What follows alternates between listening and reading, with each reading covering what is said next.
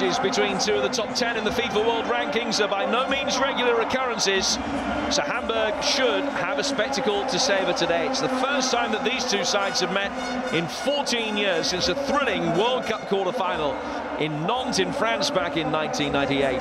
Brazilians triumphed that day by 3-2. Today they're without Alex Pato and David Luiz because of injury, taking even more experience out of a young squad. So the starting 11 average less than 7 caps a man. Milan defender Thiago Silva, far and away the most experienced of the starters, and he will partner debutant João, the Inter Milan centre-half. Oscar also makes his full debut in midfield, while Lucas Moura and Hulk, who've both been linked with Chelsea, also start.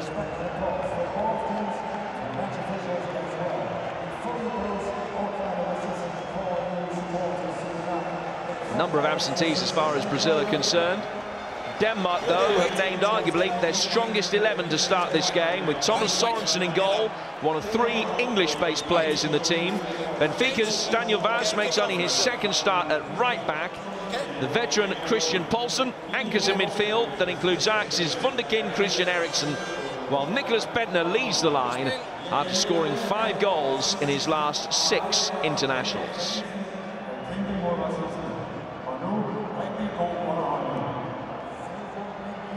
Denmark were impressive in finishing top of their group in qualifying for the European Championships. Their reward, a place in the so-called group of death at the Euros. At least they know that they go there, they won't have to face this man, Hulk, who has been linked with an £80 million move to Chelsea. Marcelo, another very familiar face, the Real Madrid left-back, bringing a little bit of experience to the defensive cordon of the side, but it is only his 10th cap today. Christian Poulsen, on the other hand, wins his 91st for Denmark. Their goalkeeper, Thomas Sorensen, even 10 ahead of him.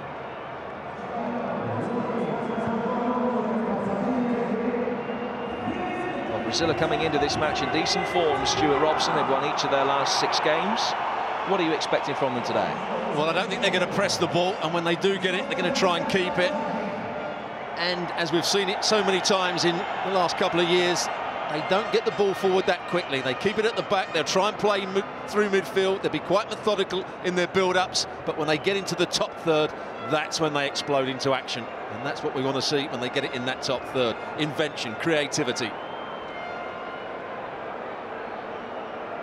It's Jefferson who's between the sticks today. He's the old man in his side. At the age of 29, he's likely to be one of the 3 over-age players in the Brazilian Olympic squad.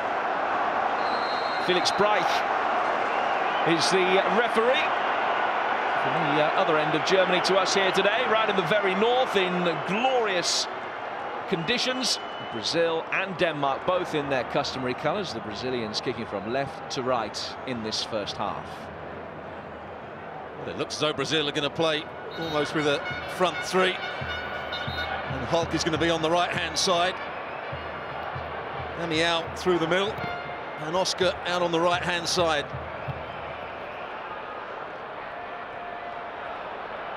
And here is Damião in the thick of the action straight away. Lucas Moura was the intended recipient of the pass. Lucas Moura, who's been linked with a move to Chelsea, although his agent has said, and the quote was, Chelsea can wait with everyone else until 2014. There is a general feeling that perhaps over the last few years, the impressive young talents of Brazilian football have been exported to Europe a little bit too quickly, and that it might be better for them to really make a name for themselves at home. Neymar, another that is doing that, still with Santos, of course. No touch for Crondelli in the midfield. He'll play on the left-hand side of the 3 in a 4-2-3-1 formation for Denmark. Many seasoned observers of the Danish national team, Stuart, thinking that the lack of firepower up front is their likely problem ahead of the European Championships, with only 2 recognised strikers in their 23-man squad. And you've got to look at Nicklas Bendtner and say, what are his attributes? Yes, he's big, but he doesn't win enough balls in the air. Can he run behind? Yes, he can, but not with great pace. Can he twist and turn in and around the box? Not always. So I think that's a problem for them. Nicklas Bendtner, although he rates himself very highly, and he has scored goals at international level, I think he can be a weakness as well for Denmark. It is Bendtner that plays up front, leading the line today. The only other recognised striker that they have in the squad is yet to score a goal at international level, which kind of tells you the burden of responsibility that Bendtner is facing. Already we've seen that Crondelli will try and come in from this right-hand side and support Bendtner, and Eriksson will try and make runs beyond him. It's important that Eriksson does that, otherwise Brazil hold a high line.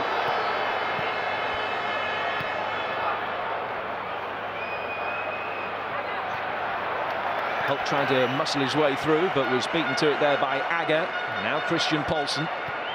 These days plays his club football in France with a surprise package Evian. The familiar, unmistakable figure of Zimling in the midfield, finding Crondelli. And now Simon Poulsen making his way forward from left back. Now winning the first corner of the game. Yeah, decent move down the left-hand side. They created an overload. Fullback Simon Poulsen getting forward, Crondelli staying wide. Here's Eriksson. Good ball in towards the near post, where both Poulsen and Bendtner attacked the ball. Only one of the Brazilian defenders went with them, but they couldn't make the most of the chance. Yeah, just looking at Danilo there in the near post zone, doesn't do his job properly. He's got to stop that ball going into that area. It's a good cross from Eriksson. It's a little bit too much on it, Bendtner. He needs to just let this glide off the outside of his right boot. 17 goals at international level, Nicklas Bendtner. Only 8 for Sunderland this season.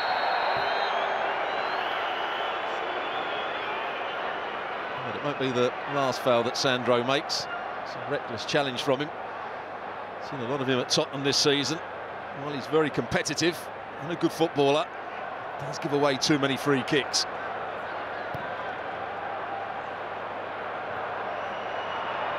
Agger's crossfield ball towards the rookie Vass. Morten Olsen is anything but a rookie. 102 caps as a player, 126 times the manager now of the Danish national team. In fact, his last ever international as a player at the age of 39 was against Brazil in a friendly back in the late 80s, and he scored a rare goal for a man who was a fullback of some repute down the years.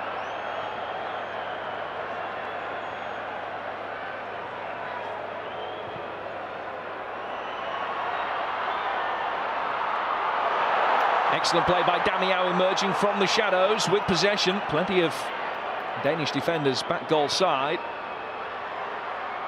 Danilo's cross a little bit too heavy for Hulk, and had a play for a goal kick. Well, I said before the game that it can be quite methodical and slow build-ups. That wasn't the case there. Game's been played at a good tempo here. Hulk's just swapped sides for the moment.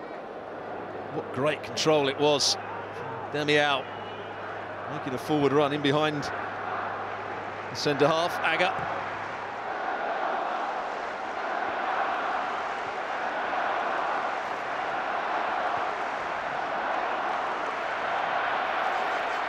Brazil's recent form has been particularly impressive. They're unbeaten in the last 8 games, and in fact have only conceded 2 goals in that run.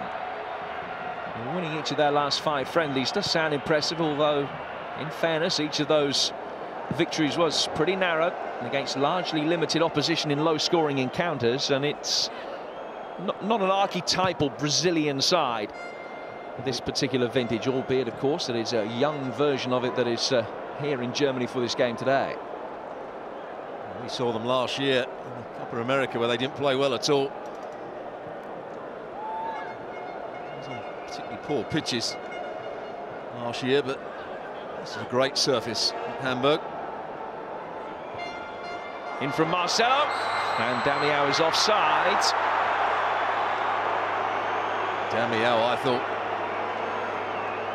his run was a good one, just caught offside at the last minute. Poulsen steps up. Oof. There's a risk from Poulsen. Massive gamble he takes there to try and play him offside. I think he'd be better off just staying inside of him, seeing the run and dealing with it. Yeah, he's saying just in an inch or 2. Leandro Damiao, a player who's been linked with a move to Liverpool. He's been in a decent goal-scoring form in club football in Brazil in 2012. They're just starting the domestic season, but have been involved in the Copa Libertadores for a while now, and he scored 6 goals in 10 games in that tournament so far.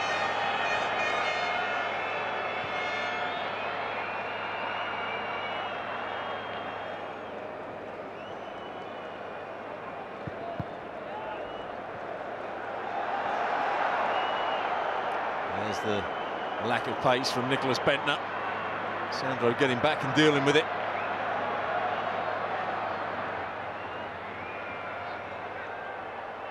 Thiago Silva, very much the senior partner of the two centre-halves for Brazil.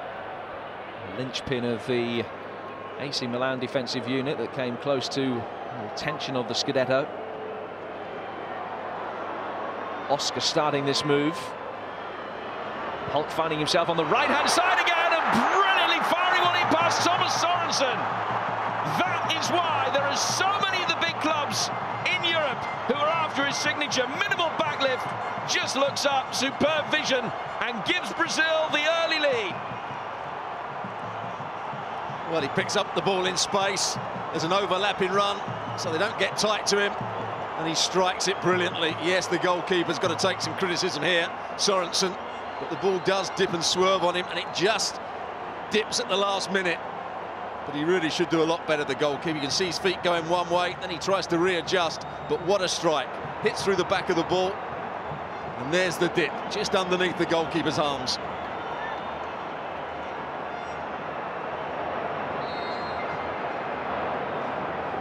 The player who's been so prolific at club level throughout his career finally scores his first ever international goal. You sense it won't be his last.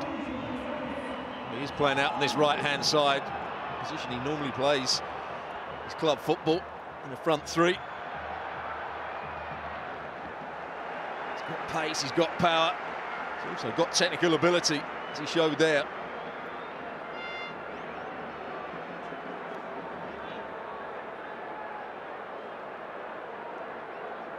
So the Danes, looking for the instant response, have their second corner. And Jefferson can watch it safely onto the roof of his net after the flick header from Christian Poulsen. It's the second time they've had trouble in the opposed zone. Brazil, ball whipped into that area. Poulsen just getting his head on it. Once again, got too much on it.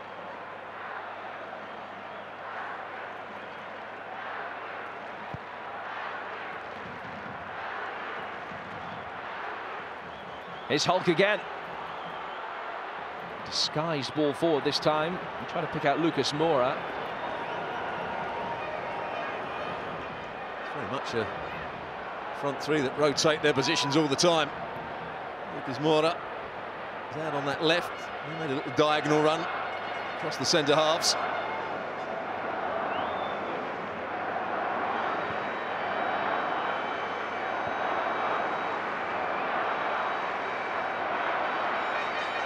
Thiago Silva. Danilo. Poulsen's clearance staying in.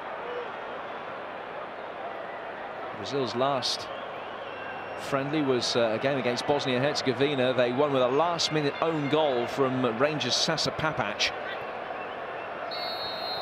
And despite the fact that it's the Danes who've had the majority of possession so far, it's Brazil that lead, courtesy of a goal from that man Hulk, who's won a free kick here for the foul by Poulsen.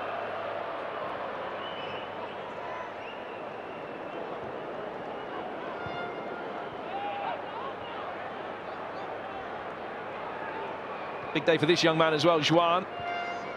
Player that we've seen on the squad list of Inter Milan a fair few times this season without actually ever seeing him on the pitch. He signed from Internacional in Brazil. Couldn't get a game at Inter. Loaned out to Navarra, and he couldn't get a game there either. He does play for the Seleção today for the first time. Not too much for him to deal with so far. Here's Crondelli. Nice turn to get away from Hulk. He gave the ball away to Sandro.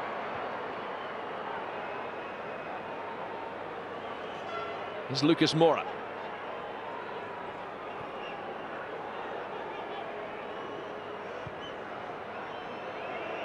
Quite happy to go back square just to keep possession, Brazil. Denmark trying to press. Nicklas Bendtner up front by himself. It means the centre halves can keep switching play round the back as they're doing here.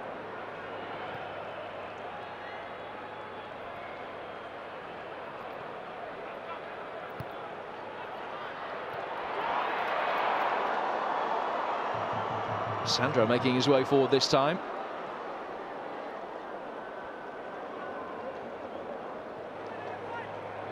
Poulsen out for Crondelli, who was somewhat controversially omitted for the last World Cup. Poulsen has lost possession to Hulk.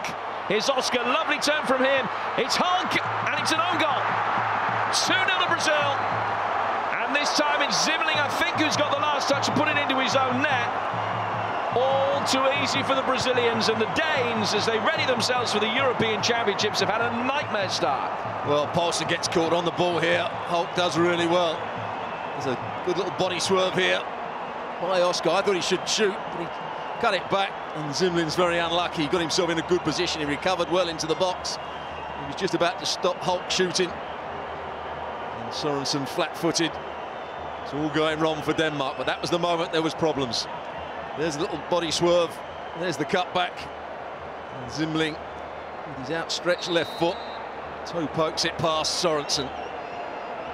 It was all created because Poulsen got caught on the ball.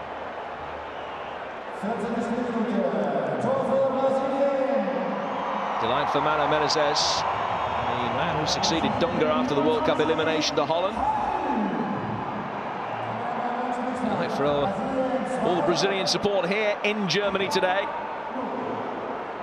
Crondelli's ball inside the penalty area. Brazil, without having to work too hard to get there, 2 up inside the opening 15 minutes.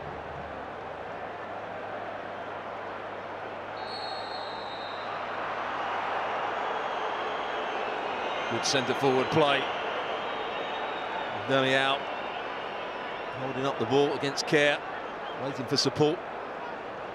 2 midfield players of Denmark are coming back to try and challenge him as well, and Kjær just brings him down. Well played, the centre-forward.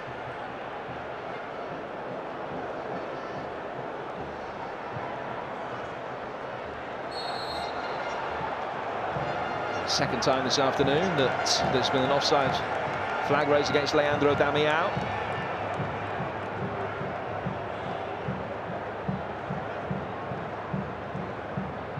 Denmark won their qualifying group for the European Championships. They finished clear of both Norway and Portugal to get there, and Portugal are one of their opponents in this awkward-looking Group B, which will also see Denmark take on both the Germans and the Dutch in the European Championships. Those games will all be played out in Ukraine.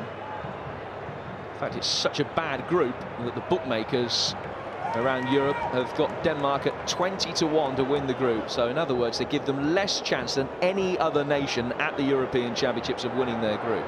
Jose Mourinho, who's confirmed that he will stay as Real Madrid coach for another couple of years, just having a look at one of his current employees and perhaps a few future employees as well here today.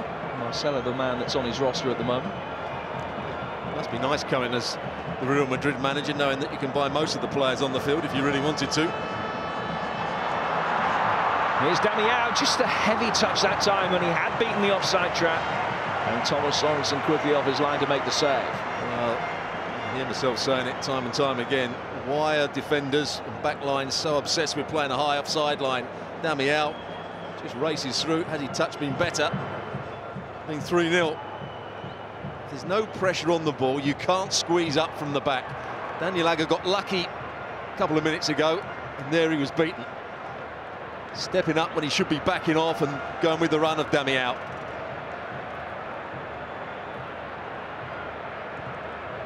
Seems as though coaches around the world are obsessed with teams holding a high line and trying to play offside.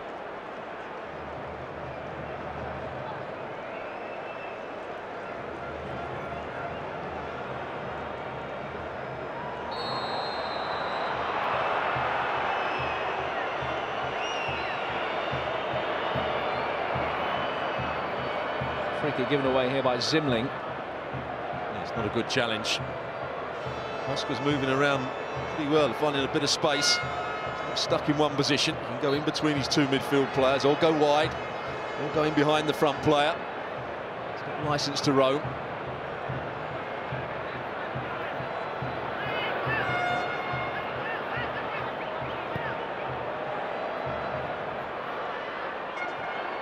Zimmerling's the latest player to occupy that role in the Danish side. Go all the way back to 1992 when they won the European Championships as famously late entrance into the competition because of the civil war in Yugoslavia. They had John Jensen playing in there, and Stig Tufting has taken that role since. And always a real terrier in the midfield. It hasn't worked for them so far. Zimmerling scoring an own goal. They've struggled to get any possession forward to the front men, and now have their first corner to defend. He's not had a good start either, has he, Sorensen? Shaky when the ball's being played back to him. Let that goal in from Hulk. I don't think he reacted too well when Zingling got the touch past him. Brazil's first corner, an in-swinger from Oscar, spilled by the goalkeeper. But the referee's found in his favour. He was pushed by Damião. Well, I'd like to see this again. Sorensen takes the ball, and I think he actually knocks it into the centre forward, Damião. He's got to be stronger than that, Sorensen.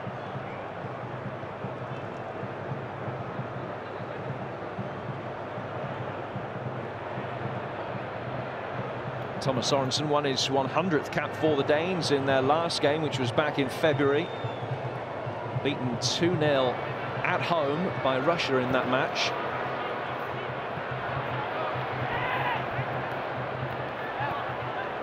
Had won the previous 5 games, though, including victories against Portugal, Sweden, Finland and Norway. The opening 20 minutes have perhaps borne out the fears of many Danish journalists that they're not bad in possession but simply can't do enough of the ball, and Bentner becomes an isolated figure up front. Here's Grondelli. Eriksson, who they haven't been able to get into the game as yet. Vass making his way forward from right back for the first time, but thwarted by Marcelo. Kerr dived in a little bit there on Lucas Moura, and the free kick goes to Brazil.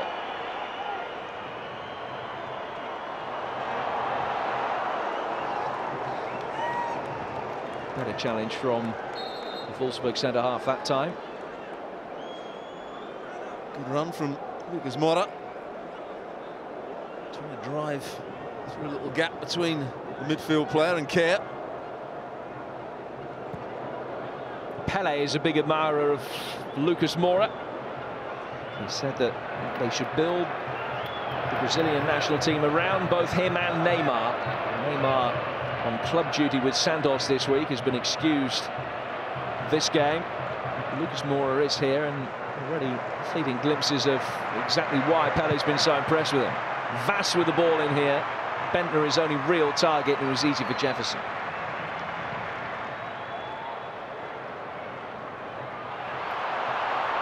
Danger again with Oscar finding Hulk.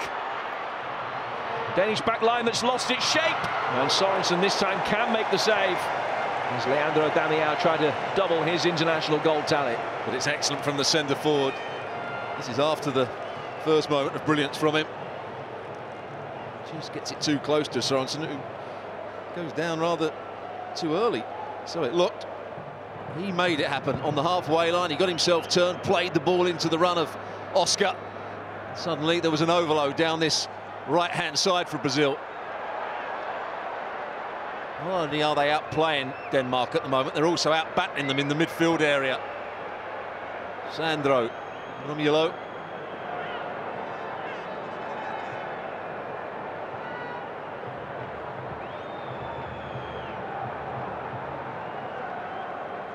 You look at Brazilian sides of years gone by, always been easy on the eye. This one, as we've already mentioned, does have the ability to be a little bit more pragmatic, but nevertheless, no real surprise that Sandro and Romulo are doing a good job in there. But you would expect any Danish team to be particularly strong and industrious in that midfield area, and this one hasn't been today. Foul here by Poulsen on Hulk. Gives a free kick to Brazil. Oh, lovely crossfield pass. Brings it down. Just gets touched here, he miscontrols it, just has his ankle stamped on. Complete accident from Poulsen.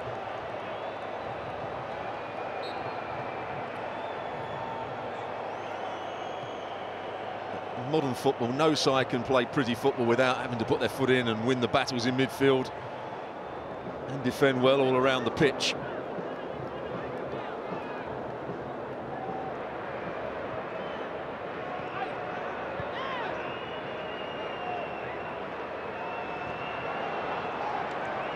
Challenged by Kerr. Here's Marcelo.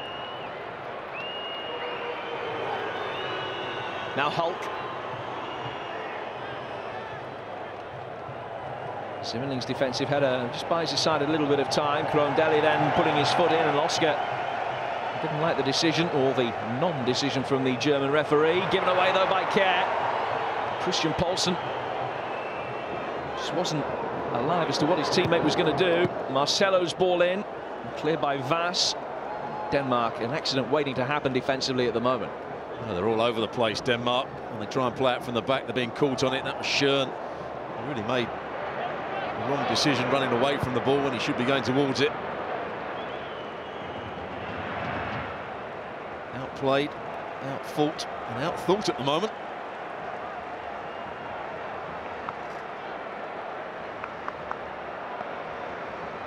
This is only the third ever friendly between these two nations, and Denmark have won the previous two. They'll do well to win from here. A good ball in from Sandro. Kerr went with the runner, Leandro Damião. Neither could get a touch. Too much on the cross from Danilo, but Voss possibly could have had better communication from his goalkeeper and fellow defenders. Instead, concedes the corner. Great run down the right-hand side from Sandro. He actually could have gone further because Zimmerling couldn't stay with him. Now, being an international friendly, there will be a host of changes made today. I wonder whether it was always part of Morten Olsen's plan to take his goalkeeper off this early in the game, though. And Stefan Andersen, once of Charlton, comes on to replace Stoke's Thomas Sorensen, who let's just feel the left-hand side of his back as he makes his way off there. Andersen's first act as a substitute goalkeeper to defend the corner. And he was nearly beaten. He had to back off there, Andersen. Comes into it cold because goalkeepers do so much warming up before the game starts, but then he has to go and sit back down again. Oscar just trying to deliver a cross into the box, nearly beats him at the far post. Don't know whether it's significant that it is Andersen that has been brought on rather than Manchester United's Anders Lindegaard, who is the other goalkeeper in Morten Olsen's 23-man squad. Marcelo very nearly beaten there, and in fact the free kick has gone against him. It was a double change that was made by the Danes. Thomas Karlenberg is the other player that has come on, and it is Karlenberg that has won this free kick.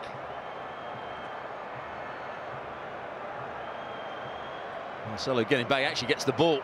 Karlenberg went down, got the wrong side. He's an energetic player.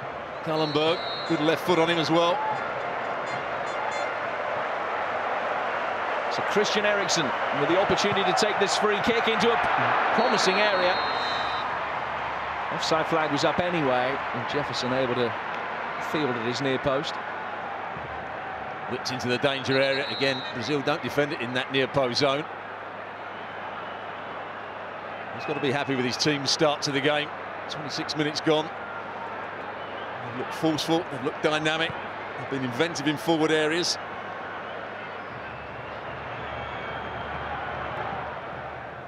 Only 3 defeats in 21 matches since taking over. Mano Menezes, who's the 6th different Brazilian coach since Morten Olsen took charge of Denmark.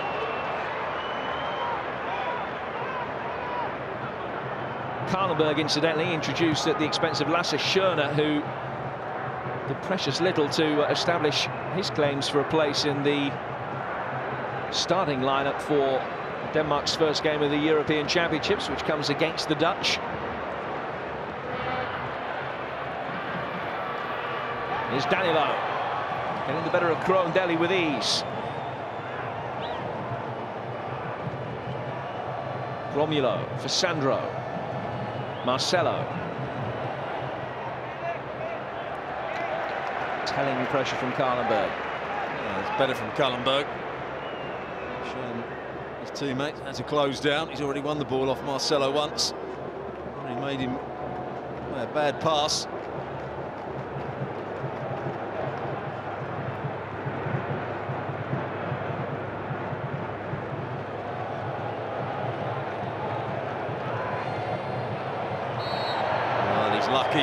very lucky, Poulsen. Again, the midfield players of Brazil closing down quickly. Romulo just gave him a nudge, but Poulsen needs to move his touch to the side rather than take it back and just invite the challenge to come in.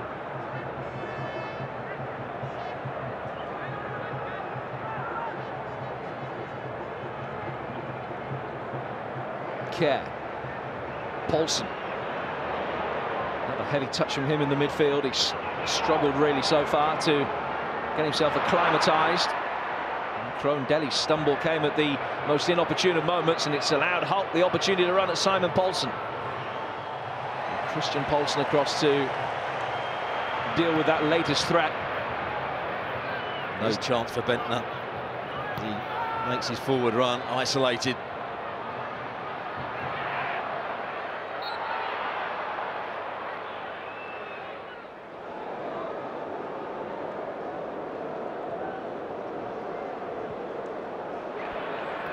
Been excellent, Oscar, on this occasion, just bringing down Zimlin.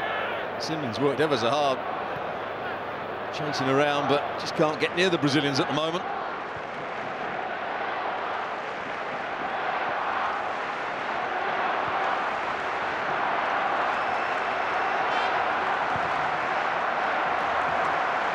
Care's crossfield ball. Crondelli with Simon Poulsen outside him. Bendtner waiting. Ball didn't get there thanks to some good defending. That's a Denmark corner. They might have had a little bit more. Well, good play. Denmark switching the play out to this left-hand side. Good combination play, 2v1 against the fullback, Danilo. Hulk didn't want to chase back. That may be a weakness in his play.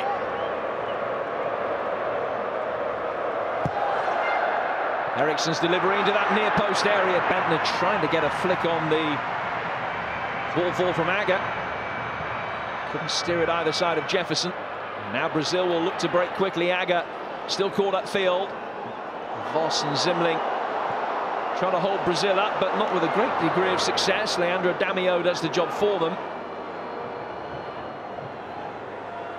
Here is Damião.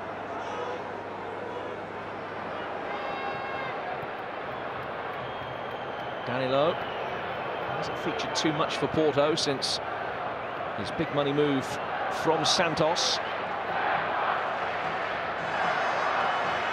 It's 2 league starts, in fact, since a €13 million move back in January. Oscar looked very assured in his first start for Brazil today. Romulo. Good movement off the ball, good confidence to take on Poulsen. Here's Oscar. Might have hit it slightly earlier than he intended to. Poulsen can get the ball away. I'm going to say the Brazilians look far fresher than the Danes.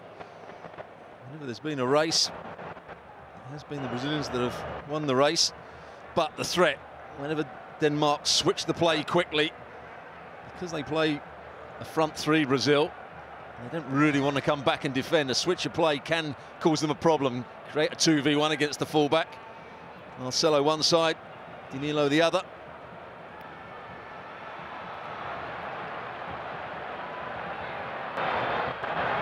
Bendtner did have support.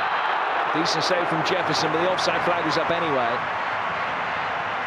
Thomas Karlenberg, the player, making the run from the far post. Yeah, just offside. Good spot from Nicklas Bendtner.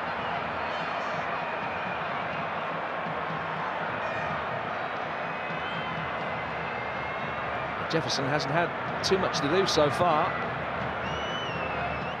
One of 5 Brazil-based players in this starting line. So you talk about the freshness. Perhaps that is a factor coming into this game and into the Olympics on the back of not too much club football in recent months. Well, of course, the European players are at the end of their seasons.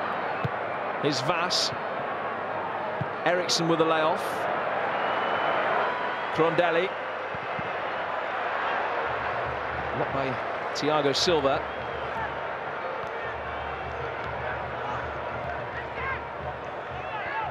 Nicklas Bendtner.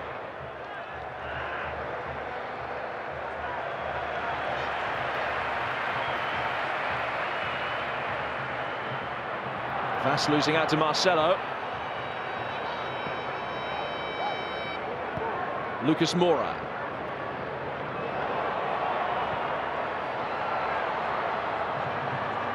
Kerr is an imposing physical presence and was able to get his body between Lucas Moura and the ball. This is Eriksson. Now Krondelli. Poulsen.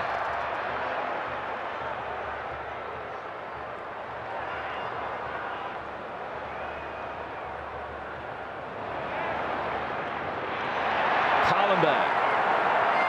Would have been Denmark's most productive phase of the game so far. Fall from Zimling to Eriksson. Karlenberg. Back for Nicky Zimling. Better from Denmark. It's all happened since Karlenberg has been on that right-hand side. Linking up the play, closing down well when Marcelo's got the ball. Zimling making a forward run. Just a bit more confidence now, Denmark.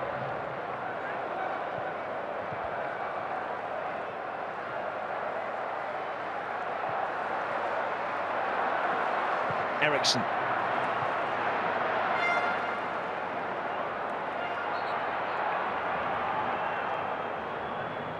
And a free kick given away by Christian Poulsen.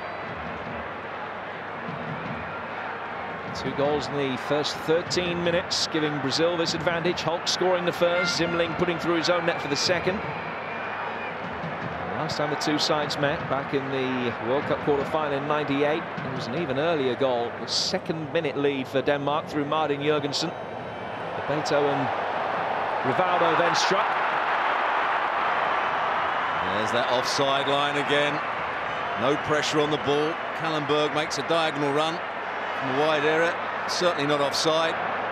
Juan starts going in higher up the field into midfield with Bendtner. He's got to see the run of Karlenberg. It's not good defending by the number 14, Juan. Not a good touch either from Karlenberg. Better movement.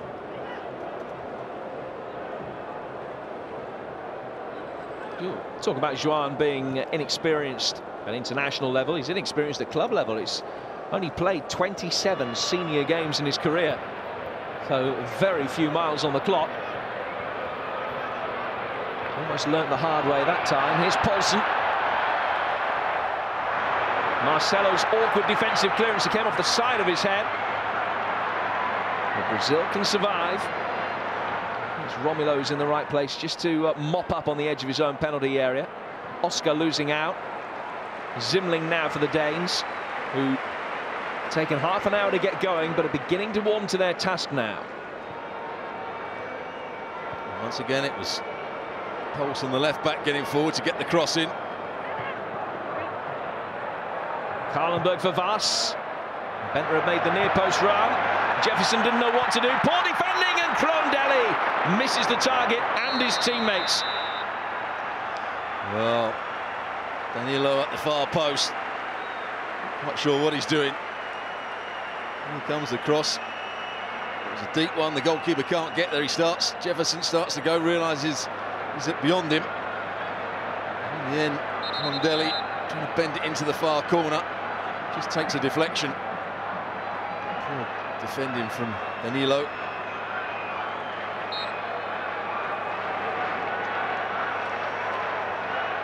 Well, he hits him on the hand, doesn't it? There's the save. It's a decent save in the end from the goalkeeper, Jefferson.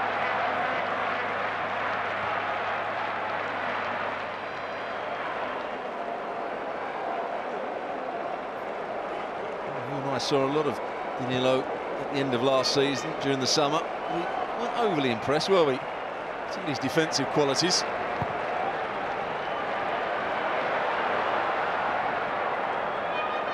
Well, it was at the stage where Porto had agreed to pay the money for him, but he hadn't arrived in European football. I think we were just both surprised that 13 million euros was a price tag on his head as a defender.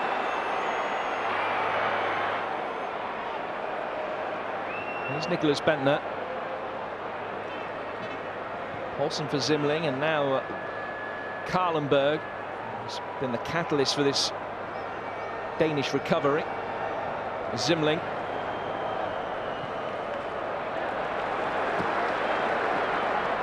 Grondelli. This time Holt has come back to add to the defensive cordon. That's a lovely pass from him as well. Lucas Moura. Andre Damião receiving the reverse pass. Marcelo. Sandro.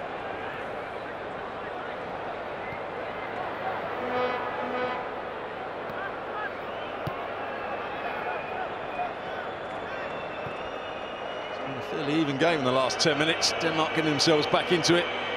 Some good movement from Karlenberg down that right-hand side. They've been tougher in midfield. Started to win the 50-50 challenges and the knockdowns. Once you do that, then you can start to play from there. Simon Poulsen committed himself. Holt beat him on the half-turn. Oscar works it wide now, with Holt making his way into the middle. Damião is there as well. Lucas Moura couldn't find him. Vast allowed Lucas Moura to come right into the box when that ball was switched out. Some defenders would have gone out and closed down and got tight, but I'm not sure that Vast fancies his pace. Now Holt has it, and again Denmark architects of their own downfall here. 3-0.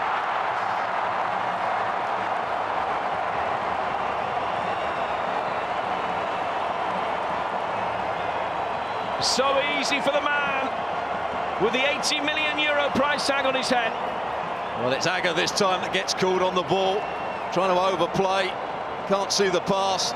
It's a good tackle from Oscar, and then Holt rounds his man. He could have passed it square, but goes himself, sends Anderson the wrong way, just rolls it into the corner. Great finish, but it all came again through Denmark being caught on the ball. I said that Brazil probably wouldn't press, but they have pressed, and they've pressed well. That's where two of the goals have come from.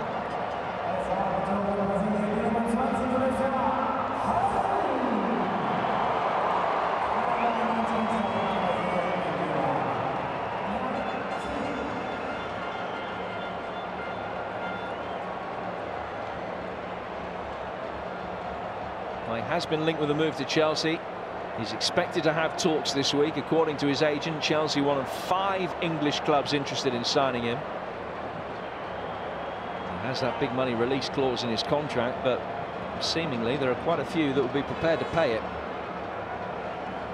I just wonder whether Denmark, in preparing for Euro Championships, have been working really hard in training, because they look leggy. They look as if they can't get the ball out their feet. Just been caught on the ball too many times. He can't believe it.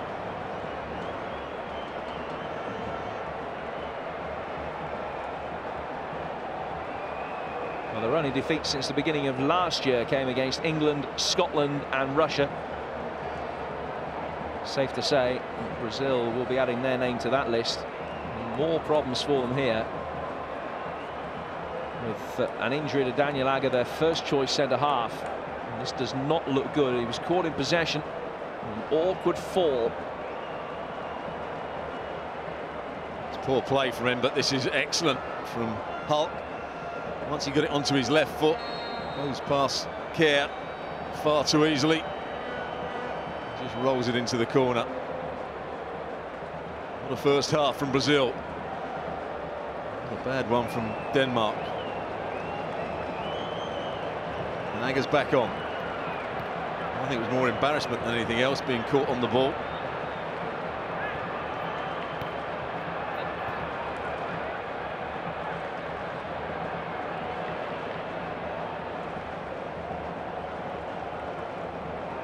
Do have other options in the squad at centre-half. Andreas Bjelland, who plays his club football in the Netherlands with Twente.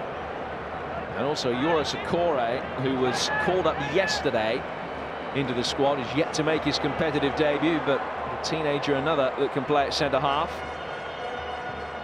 Suffice to say, they need Agger to be fit.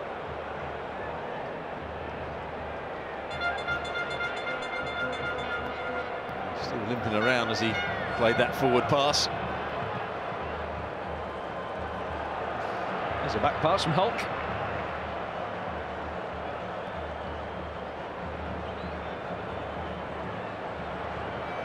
Oscar.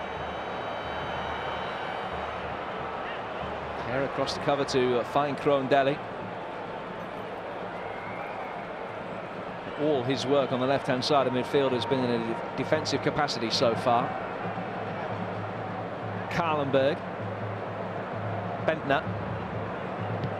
Forced to go out and try and get the ball and supply the width himself. Forward here for Zimling. Thiago Silva with him. Managed to stay out of the way and make sure it was a goal kick, not a corner. He's had tougher afternoons.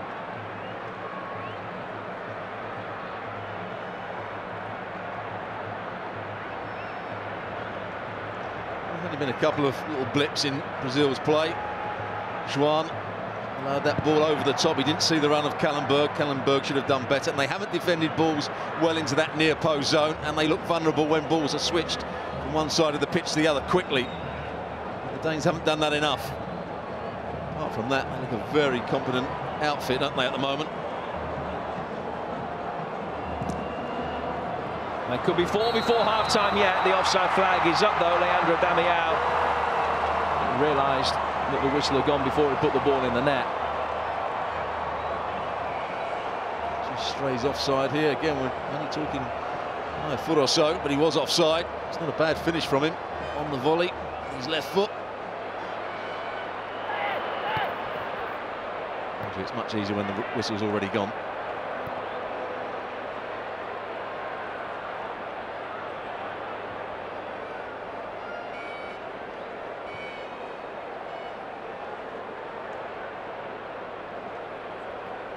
Krohn-Deli. Poulsen. And Jefferson almost embarrassed at his near post. Well, he has been the most threatening player, hasn't he, Poulsen? He's got a couple of crosses in. This is a good left foot strike. Once again, the ball dips on the goalkeeper. It was just going wide. It wasn't a great save, was it, from Jefferson?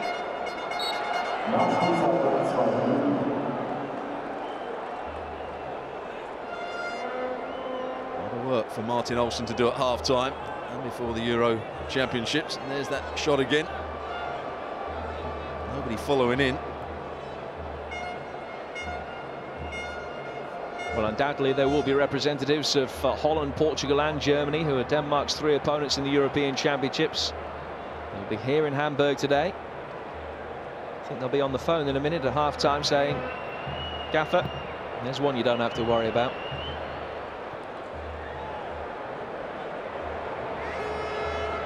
One thing that Denmark have in their favour going into the tournament is that they're doing so under no pressure at all, because nobody expects them to get out of the group. I think those expectations will have been enhanced from what we've seen in the opening 45 minutes here in the Hamburg sunshine. Well, we're used to seeing Danish sides that play with energy, aggression. That hasn't been the case here. Once again, Zimling looks like he could make a tackle. Danilo just goes easily past him.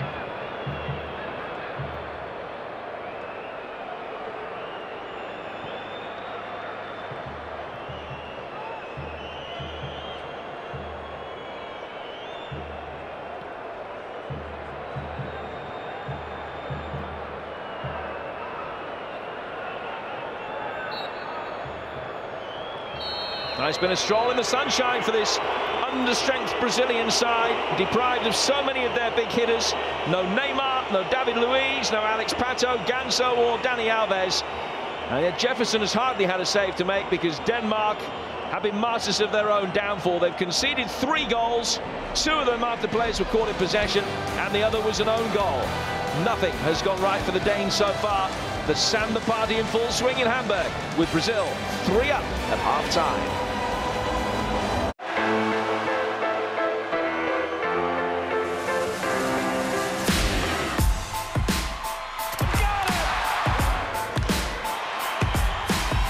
Head on her shoulder, she probably stayed. From King's College in March.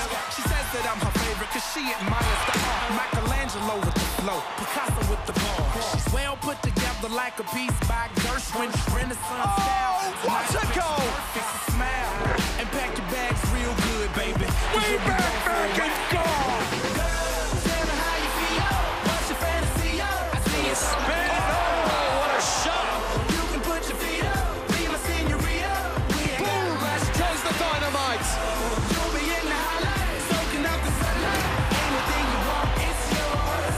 Emphatic from the spot! You should. You say you never had it so good. Sublime football all round! Baseball tells the story of an incredible fresh start. March 30th, 2008, opening night at the brand new Nationals Park ends in dramatic fashion. Belted, deep left center. The ball game is over. Ryan Zimmerman has delivered the happy ending for the Nationals. Be there for the moments you won't forget. Nationals Braves, live Monday on ESPN2.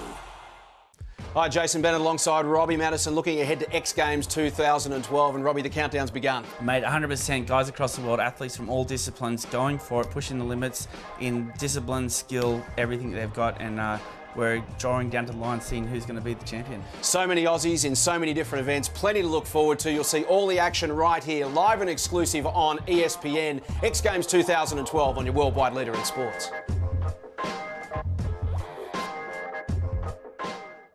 Checking in. Your name, please. Michael Jordan. Oh. Michael Jordan, 8 o'clock? Oh. That's me. Oh. Oh. Man.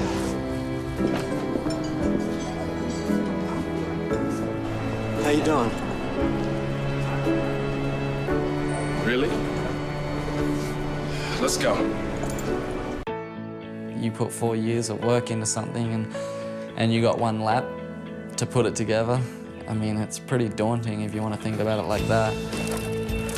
I try to break things down into a process and not get too caught up into that, because I think if you dwelled on that for 4 years, you'd be a wreck. Sam Willoughby on the next Aussies Abroad. Wednesday. Only on ESPN. Plenty of viewer feedback this week concerning the Champions League final. Shaka Hislop and Raphael Honigstein are here with me to look at this tweet. Shaka Hislop is finally vindicated on his views on Mario Gomez. When push came to shove, the German went missing. No more curse. Well, I'm not going to go so far as to say the curse is now all over. But I just felt that Mario Gomez was not a clean enough striker. Now, that's level of competition. Great opportunities are few and far between. Against Chelsea, defending the way that they did, he got one good chance and fluffed his lines. Raf, do you have any defence for Gomez?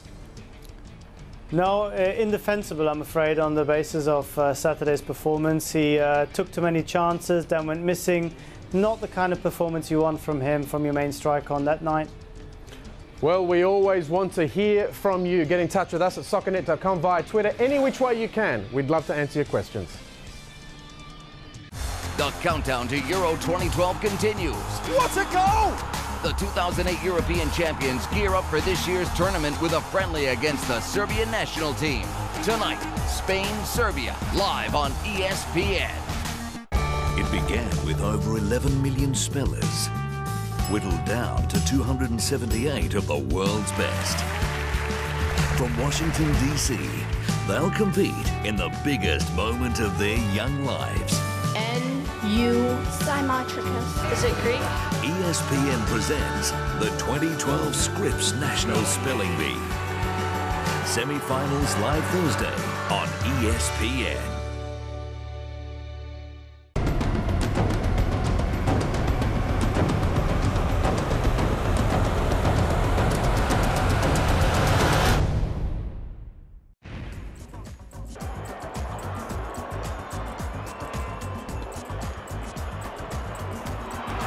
ESPN's coverage of the Brazil World Tour, and it's pretty comfortable at half-time for the Seleção. Be a goalkeeping error by Sorensen, but take nothing away from Hulk. Decent strike, dipped just at the right time to evade the goalkeeper, and 1-0 to the Brazilians after 9 minutes. Mark Donaldson guiding you through half-time before we hand back to Jim Proudfoot. It was not a good start to this game for the Danes, and Nicky Zimling, unfortunately for him, getting the touch, the final touch to take it past Thomas Sorensen, and it was 2-0. Doing his best to clear it. Hulk was looking for his second, but Zimling got there first, and it was 2. Hulk did get his second just before the break. Again, poor defensive work. He's got options here, Hulk, but he's a striker. He's selfish, and he can do that. Past the substitute goalkeeper, and it is 3-0 for Brazil. Managed to get it past Anderson. Delight for Jefferson, Brazilian goalkeeper at the other end. Brilliant play by Hulk. You just can't give him that time. And Brazil leading 3-0 at half-time. Some big games later and some already in action. Republic of Ireland against Bosnia-Herzegovina. 0-0 after 21 minutes in that Euro 2012 warm-up. But Brazil leading 3-0 against Denmark at the break on ESPN. The champions of the world live on ESPN as we head into the season of champions and championships. Spanish football was once again a season-long battle between Barcelona and Real Madrid, Messi and Ronaldo. But in the end, Real Madrid claimed the Spanish title. Atletico Madrid captured the UEFA Europa League title with a thrilling 3-0 win over Athletic Bilbao. In EuroLeague basketball, Greek powerhouse Olympiacos are champions. The NBA playoffs continue, showcasing the top players in the world. And it was an epic battle for the top prize of European football. Chelsea, led by the amazing Didier Drogba, beat Bayern Munich for the UEFA Champions League crown. It's the most amazing time of the year with the champions of the world on ESPN. This is June on ESPN. X Games Los Angeles 2012. Major League Baseball. Back it goes, it is gone. Argentina versus Brazil. An extraordinary effort. The NBA Draft. Friday night fights. And this fight is over. And the NBA Finals. Kevin Durant flies out of the sky. This is June on ESPN.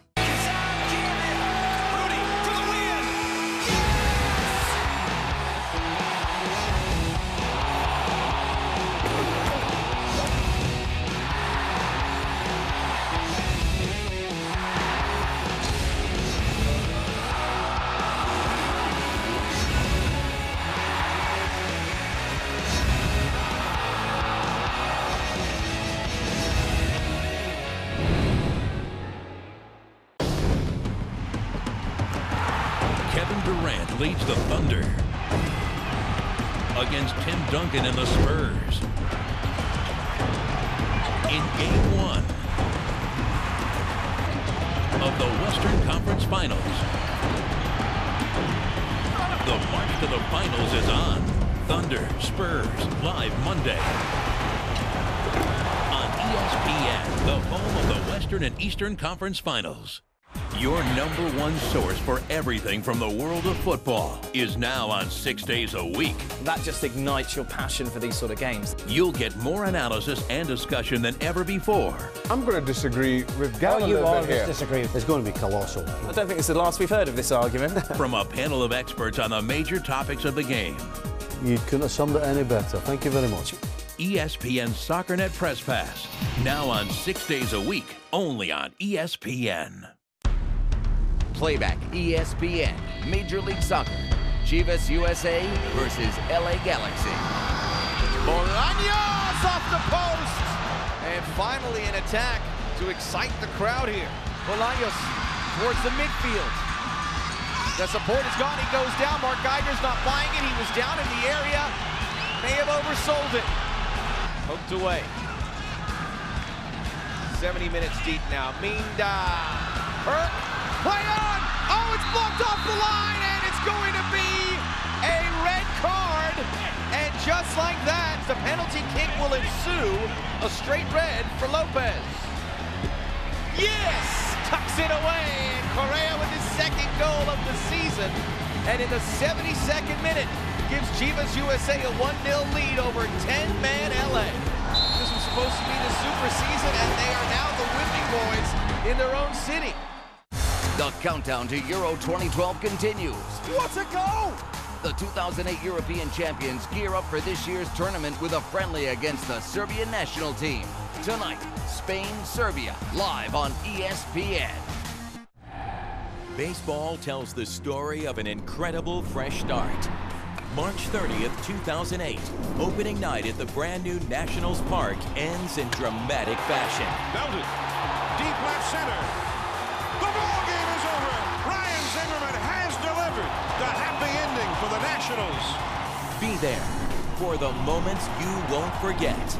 Nationals Braves, live Monday on ESPN2.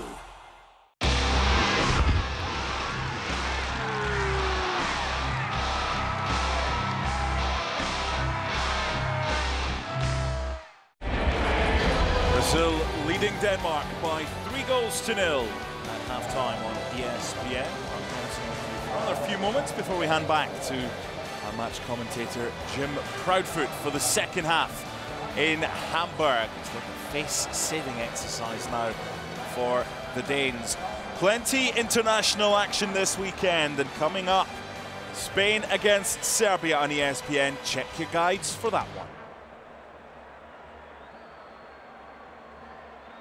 Hey, Jason Bennett alongside Sal Masekela. Looking forward to X Games 2012, one of the highlights on the world sporting calendar. So much to look forward to once again this year. Indeed, the world's best action sports athletes are putting their final touches on many maneuvers that we have not yet seen, but we'll see them at X Games. And you'll see them only on ESPN, live and exclusive. Our coverage starts June 29. Don't miss the X Games, only on your worldwide leader in sports.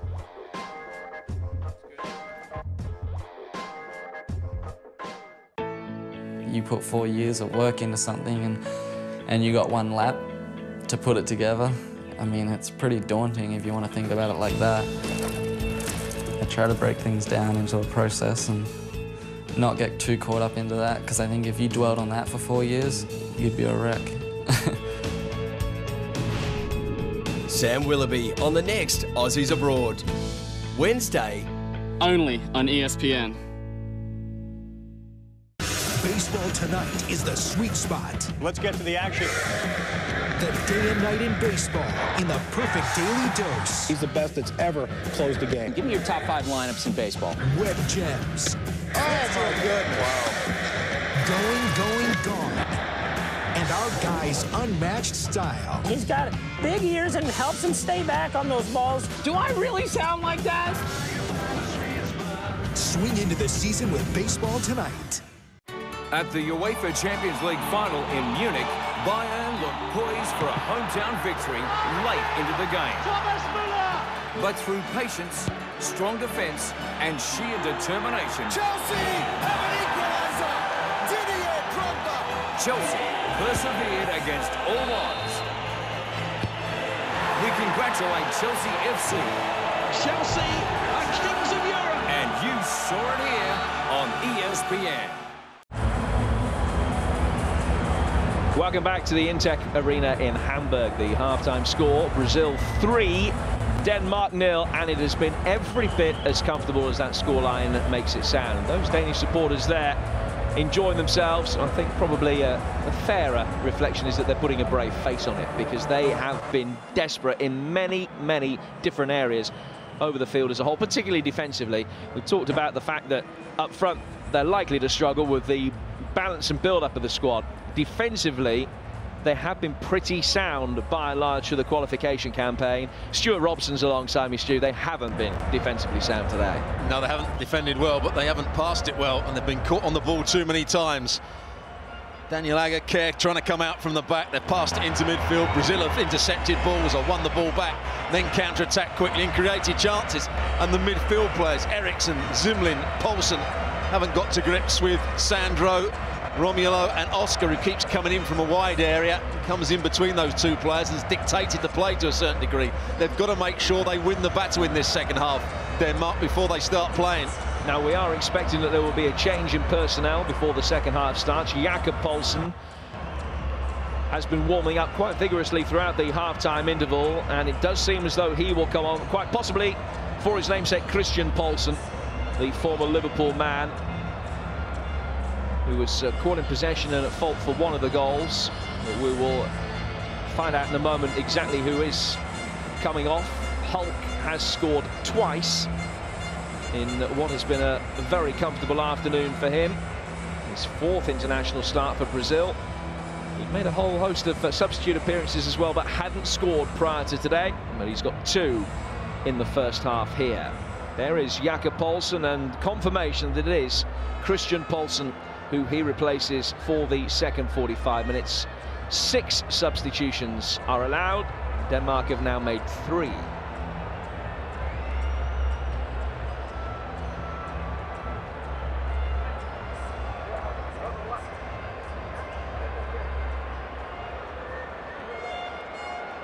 Plenty for Jose Mourinho to consider.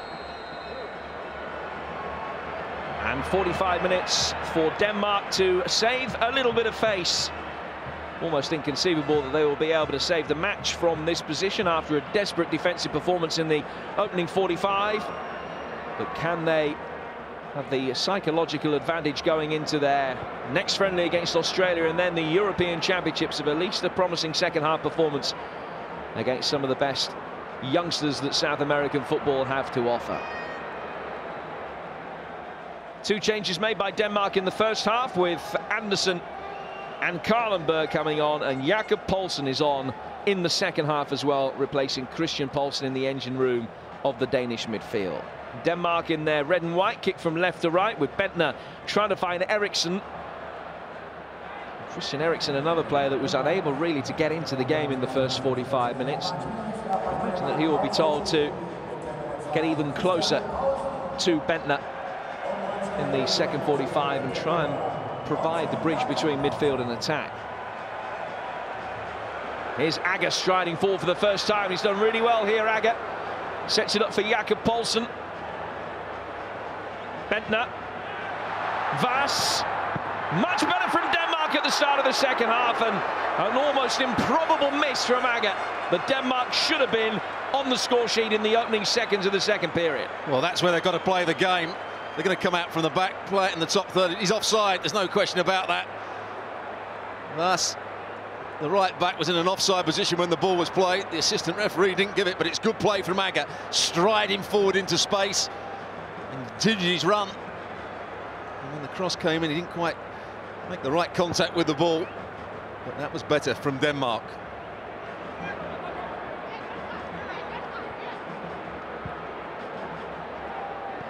Well, for all the fact that they've only got 2 strikers in the 23-man squad, by and large they do score in games. They were beaten 2-0 by Russia in the last match, which was only their second failure to score in the last 18 internationals. European Championship seen as a chance for salvation after such a hugely disappointing World Cup campaign in 2010. Several of these players were involved in that. Lost to both Holland and Japan. Narrowly beat Cameroon. But it was a campaign in which they underachieved, no doubt about that. Morten Olsen, having signed an extension to his contract recently, which will see him coach Denmark through to the end of the 2014 World Cup campaign, still will know that another disappointing European campaign won't do him any favours. There's been a better start from them in the second half. Long ball forward too long for Bentner, and picked up by Jefferson. Well, on that occasion, the 2 centre-halves didn't see the long ball coming, and Bentner was in behind Juan. Caught by surprise, the 2 centre-halves, by that big long ball forward.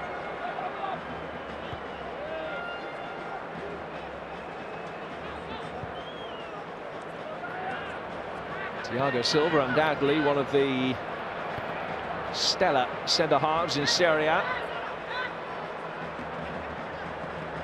Karlenberg, Zimmerling back for Voss, Benfica defender.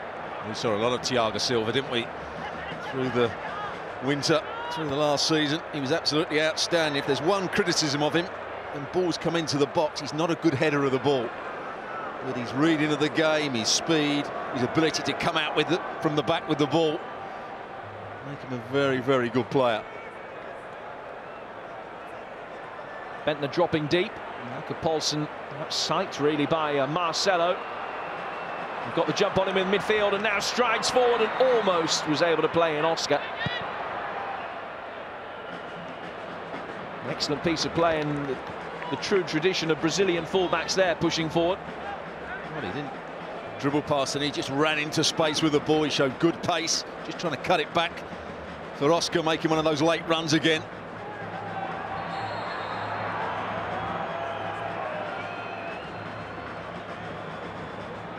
Said a few words at half-time.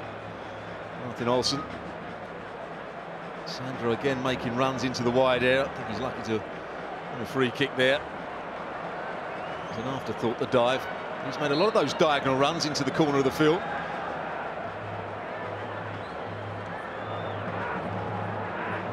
Hulk, a real physical presence, but he takes the free kicks rather than tries to get on the end of them.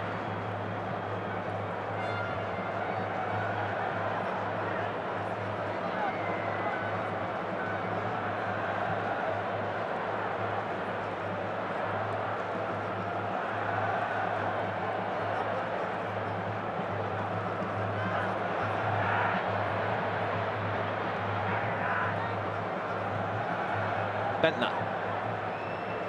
Poulsen.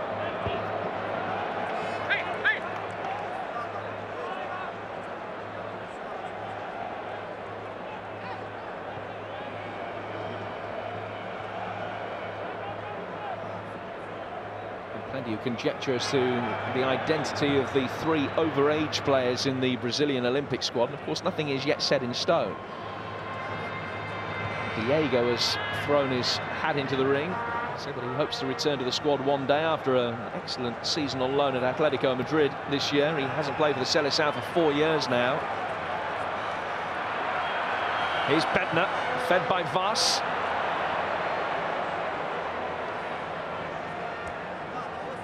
Back from Kroondeli for Christian Eriksen. Nice turn to get the ball inside the penalty area.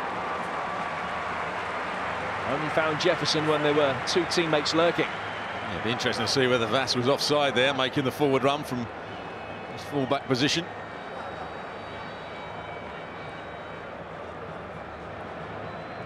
I think there we saw the worst of Nicolas Bentner. He drifted into a wide area. It was a good position that he took up, and the cross into the box was lazy, sloppy. It was a golden opportunity, really, for Denmark.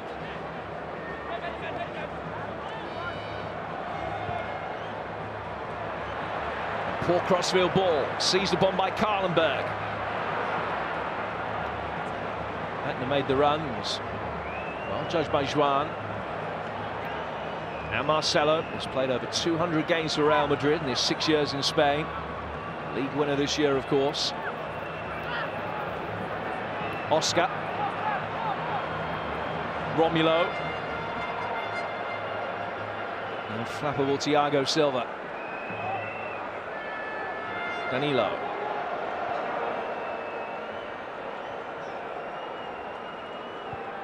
Oscar.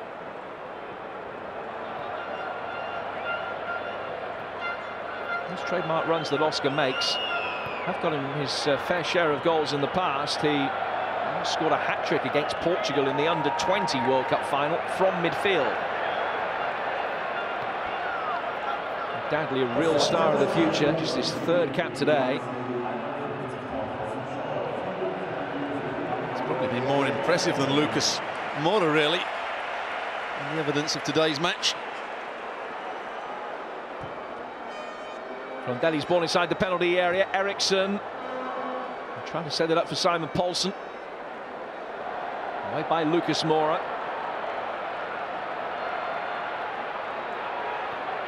Care, they're ahead of Oscar. Vaz. Zimling. Bentner's first-time ball was intended for Karlenberg.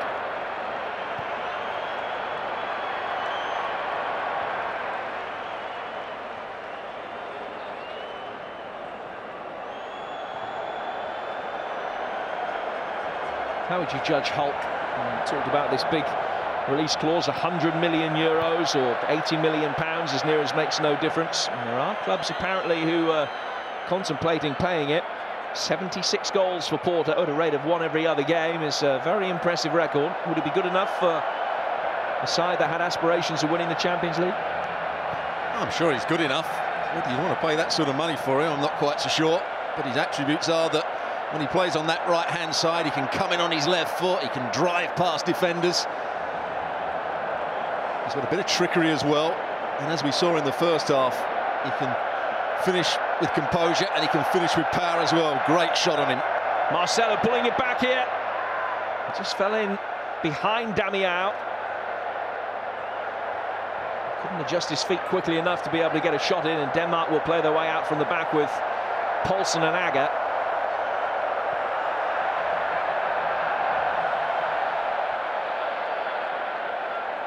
Bendtner.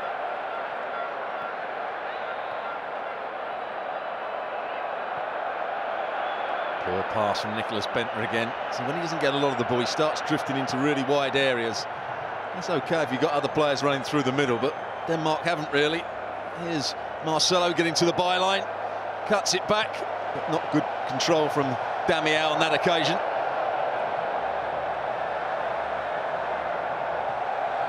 Damião started the game really well, linking up the play, allowing Oscar to run beyond him. You can see exactly what Brazil are trying to do. You can't see what Denmark are trying to do. There is no, doesn't seem to be a game plan.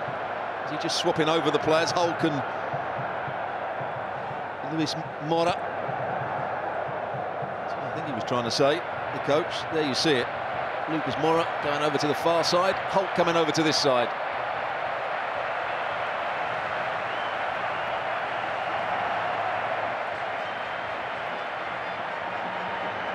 Prestigious occasions, of course, these international friendlies, particularly bearing in mind that these two nations are 6th and 10th in the FIFA World Rankings. Nevertheless, they are important stages for coaches to experiment. Variety of play, variety of tactics, possibly of formations as well, although both of these countries are pretty set in stone with the way that they do like to shape up.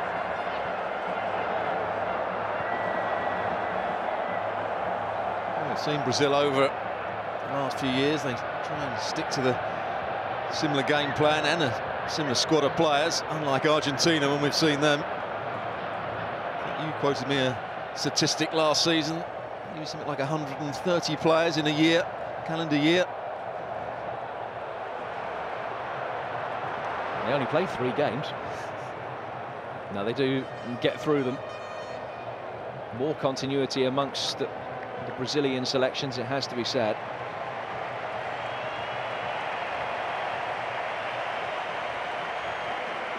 Plenty of Danish support. It's not that far from the Danish border, Hamburg.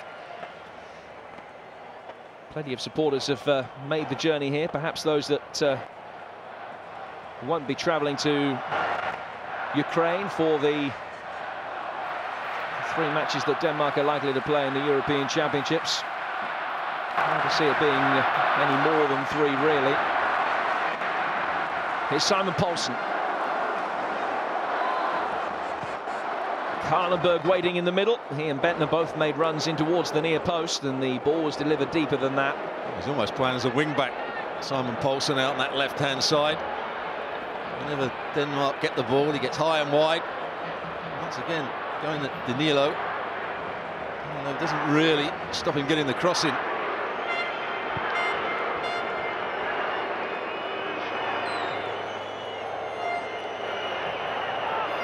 Marcelo.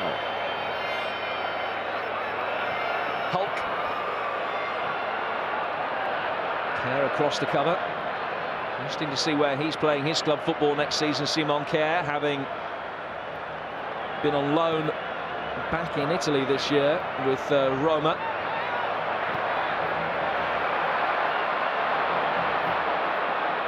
Bendtner, another one who fits that bill as well. Almost embarrassing Jefferson there.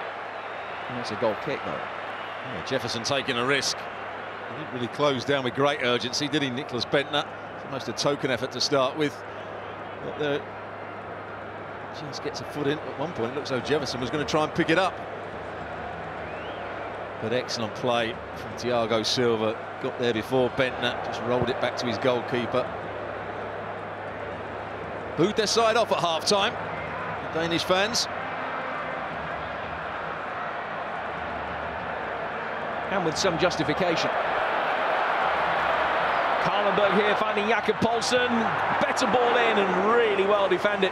Again, it's Thiago Silva taking responsibility at the back. Well, it's interesting to see how Poulsen got in here. So now Brazil's turn to allow players to run in behind them. Good defending. Thiago Silva yet again saw the danger.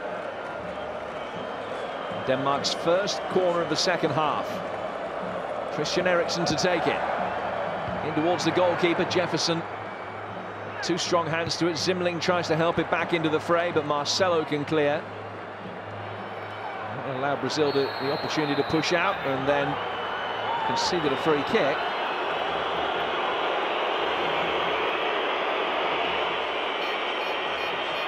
There's every right to go for the ball. It's bouncing between them. Yes, it's probably a foul, but isn't that bad. That's the right back. Jefferson going over the top of Sandro to punch that one clear.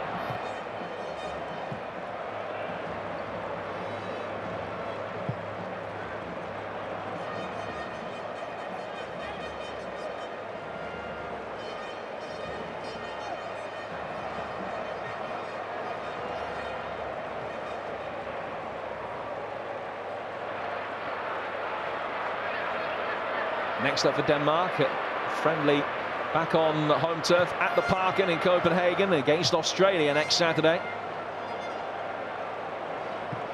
Brazilians in action between now and then. They fly to the United States, where they have 3 games in the space of 10 days or so, starting with a friendly in Maryland against the United States themselves on Wednesday. The familiar figure of Dennis Rommedahl is the next to be brought on. The most capped Danish outfield player of all time will replace Christian Eriksen and win his 115th cap in the process.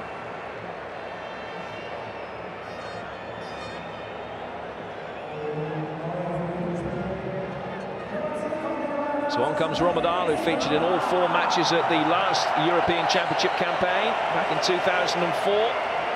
He scored in 2 separate World Cups.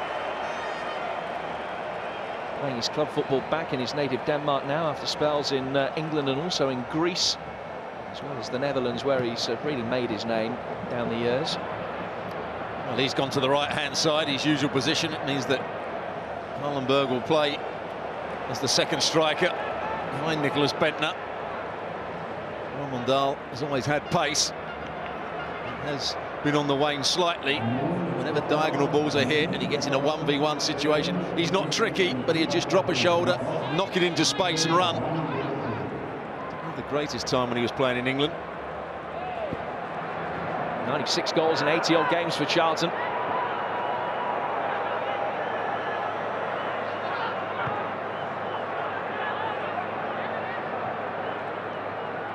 A player who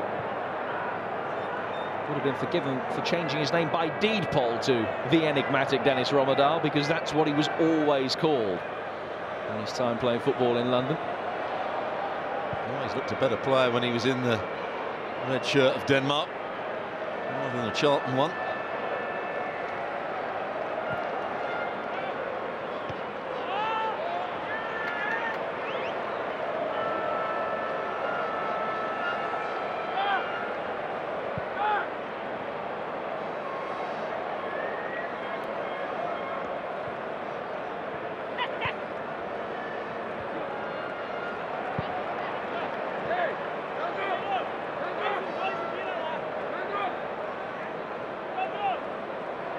Plenty for Morten Olsen to consider.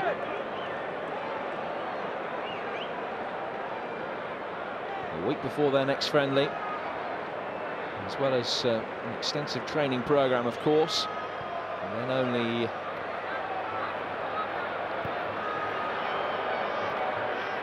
another week until the real action starts their match against the Dutch. Here's Oscar. There won't be too many positives for Morten Olsen to take out of this performance. The principal one will be that it's only a friendly. They haven't played like this in the European Championships.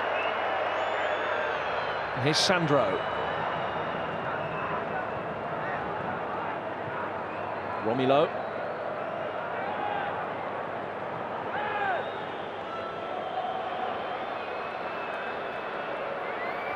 Haven't asked enough questions, have they, Denmark? In attacking areas. A couple of times that Johan has had to make decisions. He's made the wrong ones, but apart from that, never really been threatened. Thiago Silva's had a very easy afternoon, but now there's problems. An opportunity for Rommedahl to use that pace. The delivery not the best. The second time of asking, it was much better deep towards Karlenberg. Jefferson beating the ball away. That was Dennis Rommedahl all over. Plenty of pace and no end product. And he tried to cut it back for Nicholas Bentner, who was arriving late in the box. The second one was a better cross. But Marcelo went to sleep to allow Rommedahl to get in behind him. And Johan wasn't round on the cover either.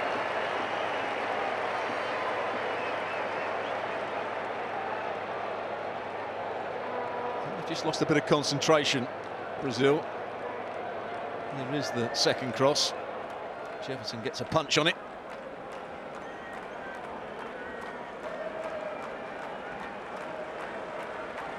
With Eriksson having been replaced, it's Crondelli who will take the corners now. Rommedahl trying to make life difficult. Jefferson's come a long way to meet it. Good handling from the Botafogo goalkeeper. He made a lot of ground there, moved his feet well. Good save hands. Fifth cap for him today. He's only conceded 1 goal so far in his international career.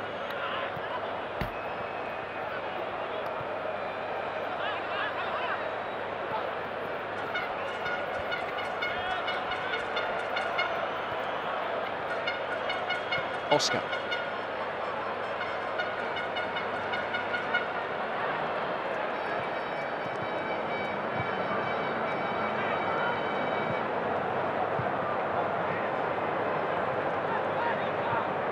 Crondelli having to turn quickly.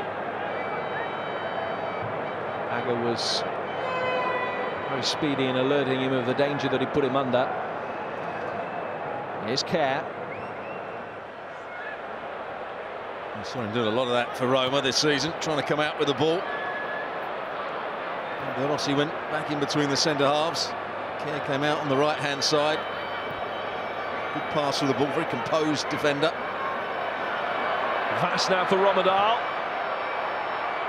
Just off the top of the bar, and the ball had curved onto the bar, out of play first. It's a goal kick. I'm not sure how it could have curved out. It didn't look as though he put bend on it. It's just lifted up. Defended well at the far post in the end. Jefferson was sure it had already gone out of play. He's put backspin on it, but I don't know that he's tried to bend the ball round.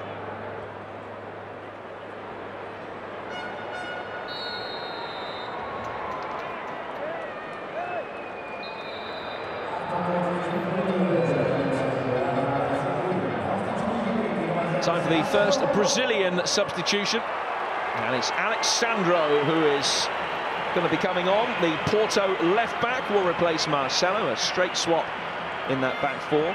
Sandro coming on for only his third cap. A player who made the move to Porto from Santos in a big money deal. 10 million euros they paid for him, but he's only made 4 league starts. Comes on for the final quarter of the game.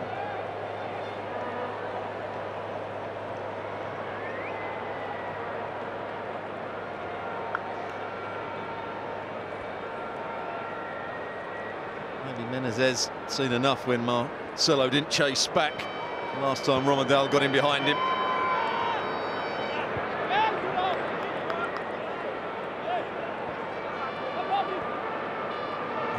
keep their squads together, Brazil. Many of these players played at under 20 level. So a lot of them come from under 17s to under 20s, then they go into the Olympic squad, the under 23s. Of course, if they're good enough, then into the full squad.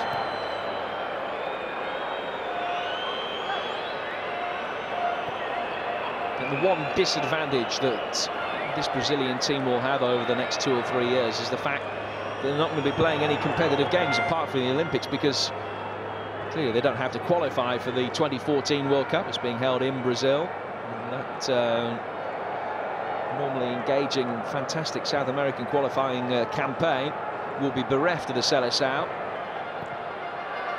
It means that this young team are going to have to get the experience by playing in games like this against the best teams in the world, but when there isn't that competitive edge. Here's Vaz. A better ball in there, beginning to probe, and it's all coming from down this right-hand side. Thiago Silva clears for the corner. Yeah, certainly not offside on that occasion, but Thiago Silva gets back into the danger area really well. It was him that actually tried to step up in the middle of the defence, then realised it wasn't offside, recovered quickly. That's the key to good defensive play. Karlenberg's ball in. Kerr, the target at the near post. Jefferson almost got stuck in traffic. Acrobatic overhead clearance from Hulk was appreciated by the support. Zimling. Oh, he's done brilliantly here. Nicky Zimling. It's Bender. Denmark on the board. Have a goal back with 20 minutes to go. Nicklas Bendtner makes it 6 in 7. Have they set up a grandstand finish here in Hamburg? Well, it was poor defending by Hulk. He's offside, clearly offside when the ball was played. That's 2 or 3 now that this assistant referee's missed. It's good play from Zimling. Haven't seen this coming from him. He's been very much the holding midfield player in the second half. With a little step over. Jinks past a couple of challenges. Romulo gets beaten easily. And then he toe pokes into the path of Nicklas Bendtner, who was standing clearly offside. Is that the bit of luck that Denmark need? But it's been coming. They've been playing better the last 10 minutes. Brazil have taken their foot off the pedal. That's what you're saying about not playing competitive games. At 3-0, they're trying to coast through the match. You can't do that when you're playing competitive games, and that may be something that they've got to learn in these friendlies. Play right to the end, keep the intensity high. There's a familiar face, Rafael, the Manchester United defender who comes on for his international debut to replace the injured Dani Alves in this squad. His brother Fabio has actually won a couple of caps. Rafael's the one that's made the more appearances at club level by some distance, but behind his brother in terms of international appearances. Rafael on second change for Brazil with just under 20 minutes remaining.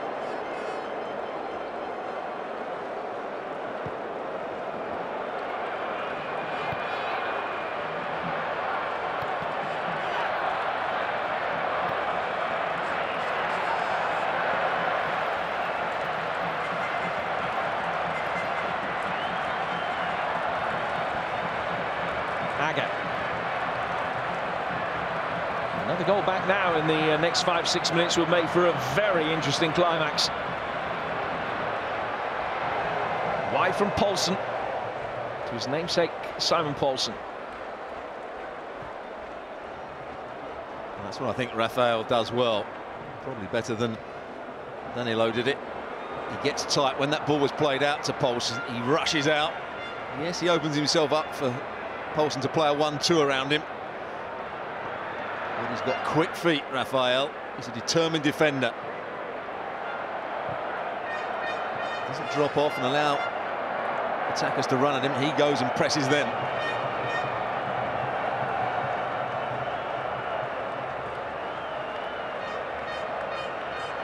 Bendtner. Kerr. Rommedahl tried to make the right movement, wasn't quite forthcoming.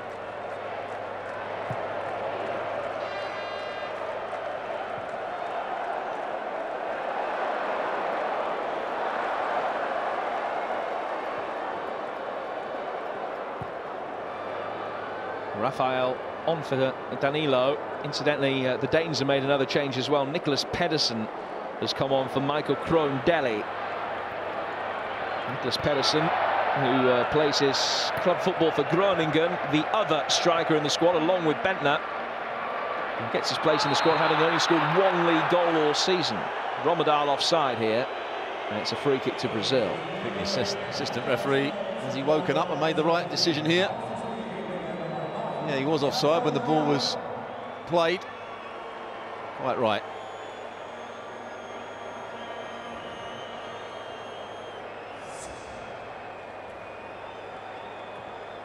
Off comes Leandro Damião. And it's an international debut for Wellington Nen, the Fluminense winger, who's won his first call-up. Gets his first taste of international football.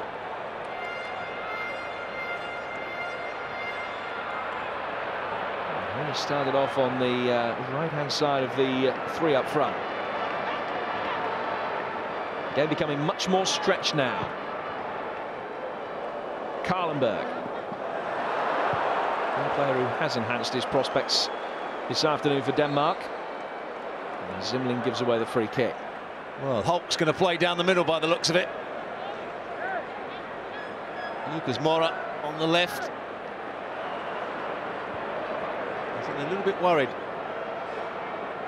Menezes pointing and gesticulating on the side of the pitch. He wants to reorganise his side. He's been outplayed a little bit in the last 15 minutes. I haven't seen the threat.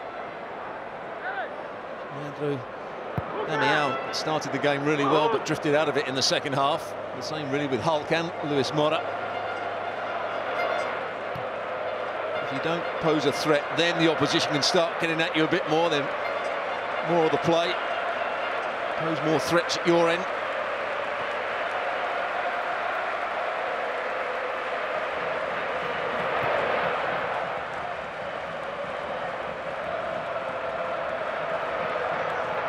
Sandro.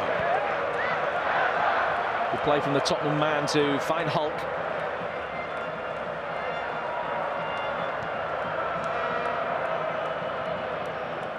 Thiago Silva.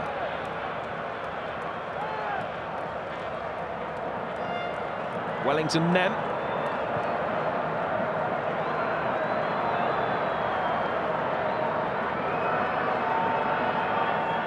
Now Alexandro.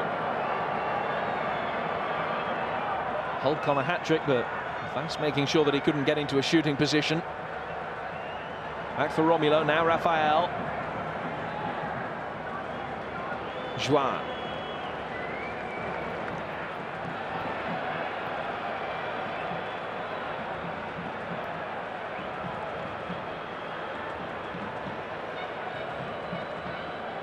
Ramirez, another player that had been widely linked with a place in this Brazilian squad, and his erstwhile Chelsea teammate Jose Bosinga was saying it was a complete injustice that Ramirez wasn't in that squad. He had an excellent World Cup campaign, of course, Ramirez.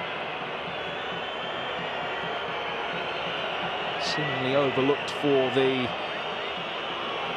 Olympics. It's the one tournament that Brazil have never won.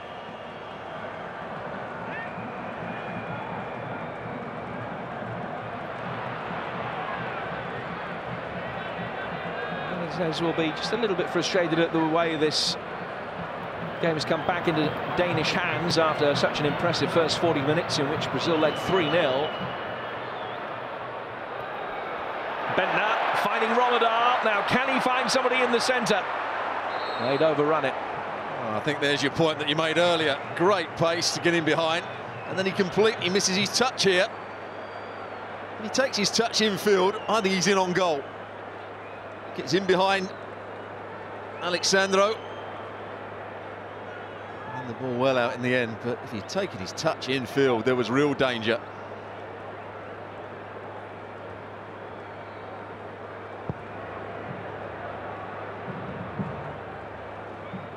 It's been a disappointing second half from Brazil. If you're 3-0 up and dominating the game and you're pose all the threats. Really should keep it going. Just taking the foot off the pedal. It's allowed Denmark to get back in the game.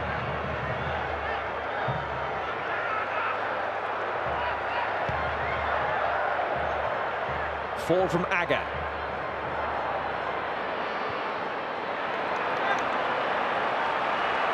An advantage played by the referee with Karlenberg in possession here for the Danes. Decent approach play.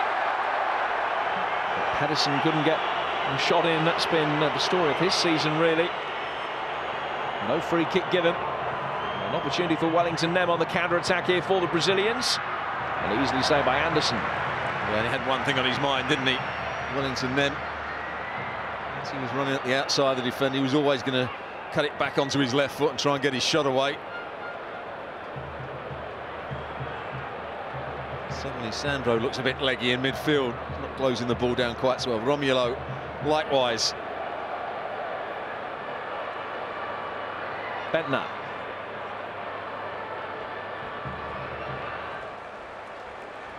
Denmark looking the more likely to score the 5th goal of the game. In from Poulsen, Bentner with a clever little layup, tries to get the return ball. Everybody appealing for a handball. The players from both sides. I thought the opponents might have gained an unfair advantage. Agger then brings the ball forward. Oscar is the player that stayed down hurt for Brazil. And Vass with a challenge on Lucas Moura, who's waved up by referee Felix Brich. Looks like Bentner might have hurt himself. Oscar clearly has. Yeah, it's a 50-50 challenge, I think. Oscar in that midfield area, just nicked it away.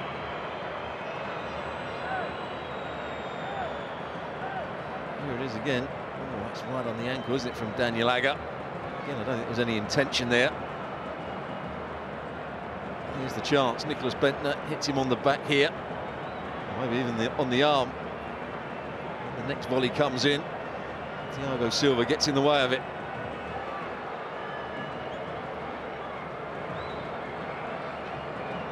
Glad to, always good to see that fans aren't one-eyed, isn't it? Always. You're telling me that you're not when you go and watch your team? I know I am.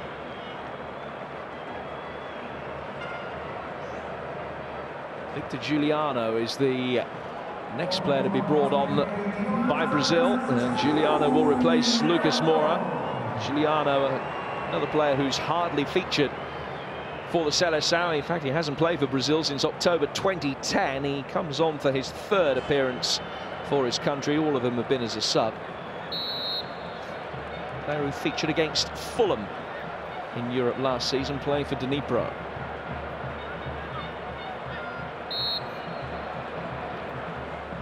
Let's get in a well-earned drink and a few bits of information from his coach.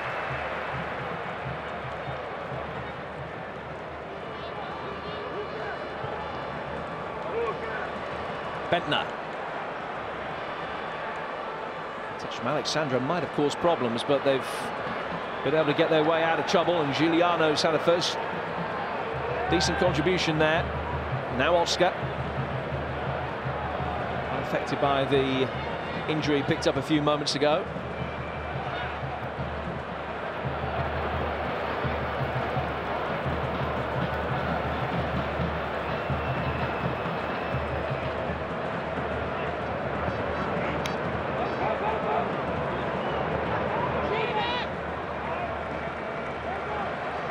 Pedersen.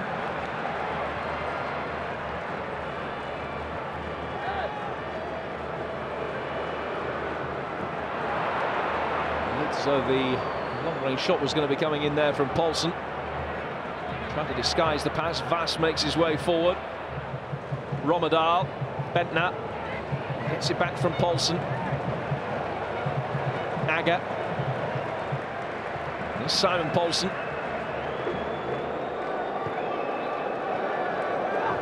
Jakob Poulsen.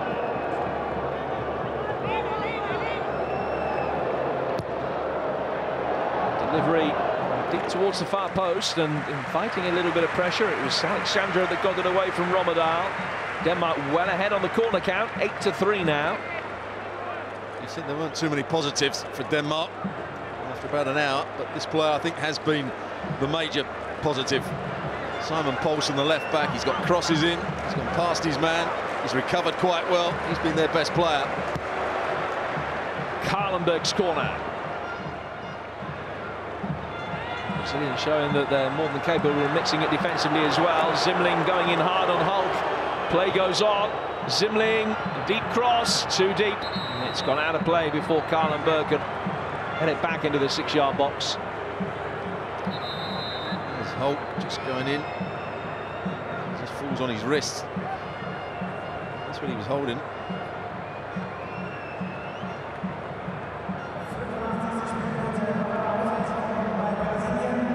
Another one that's drifted out the game in the second half.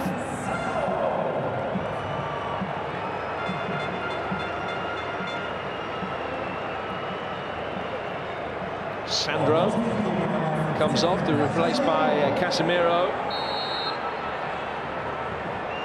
Carlos Casemiro, another player that featured extensively at the Under-20 World Cup last year. Played in all 7 games in that tournament and made his debut for the full side as a late substitute against Argentina back in September. Which you and I watched, Stuart. Brazil much better than their South American rivals that night.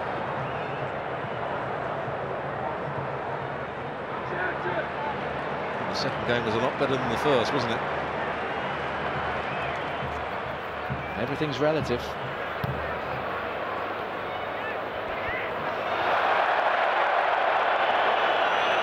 Bandage again, play by the German referee. Kerr sends a long ball spinning out towards Karlenberg. Zimling has played much better in the second half. It really was poor effort from him in the first, but not much better.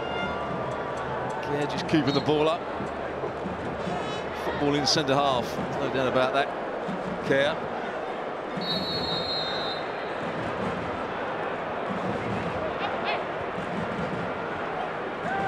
As critics say that good footballing ability perhaps comes at the expense of some defensive intuition at times.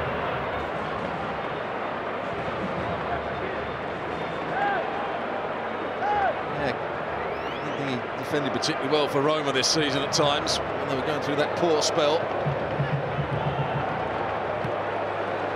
Lacks a bit of pace, I think. Doesn't read situations quickly enough. Here's Rommedahl with a nice reverse ball, and Jefferson did enough to be able to shepherd it out of play. He's frustrated with his team, isn't he, in the second half? I wonder when he's analysing the game. So many things went right in the first half. The closing down, the imagination, the creativity, the defending all around the pitch. Above all else, the determination to win the ball back was exceptional in the second half. That hasn't been the case. As a result, Denmark have dominated a lot of this second half.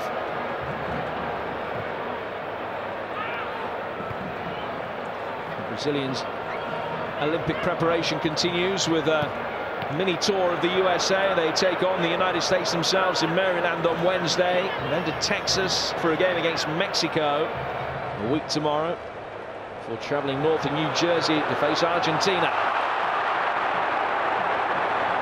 And the Danes frustrated again that Neat's approach play comes to nothing, as Karlenberg seemingly stepping over the ball rather than taking it into his stride. He was onside as well.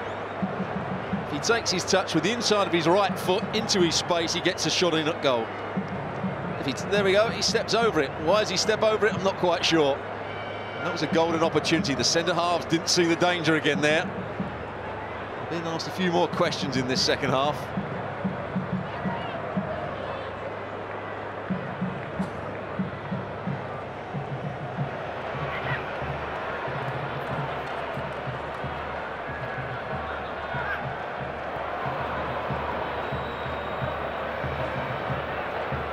Karlenberg trying to apply the pressure.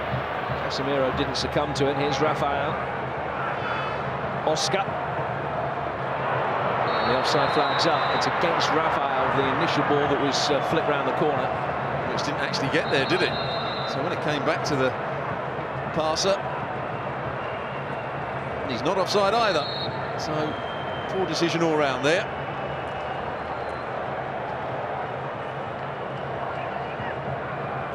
Brazil's final change will see an international debut for Bruno Uvini, who spent the second half of last season on loan at Tottenham. Without ever featuring for Harry Redknapp's side, he'll be on in a moment. Here's Nicholas Bendtner now.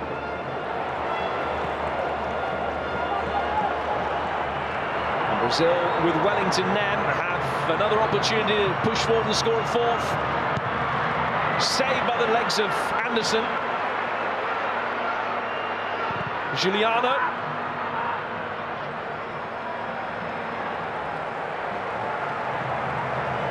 He's looked quite lively in his late cameo, Wellington Nem, since coming on for his debut.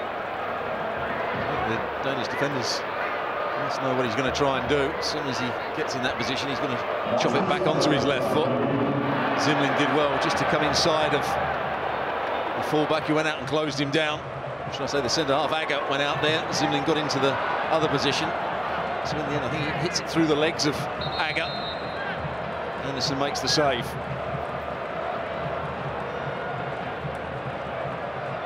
So into stoppage time at the end of the game, and Bruno Uvini will come on. He will replace Hulk.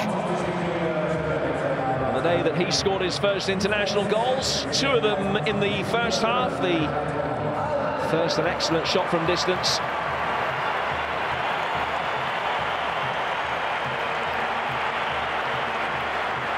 Kind of keeping with many of his teammates. An excellent first half performance. Wasn't quite matched after the break when arguably the game was already won. So he comes off, and Bruno Uvini comes on, the former captain of the under-20 team.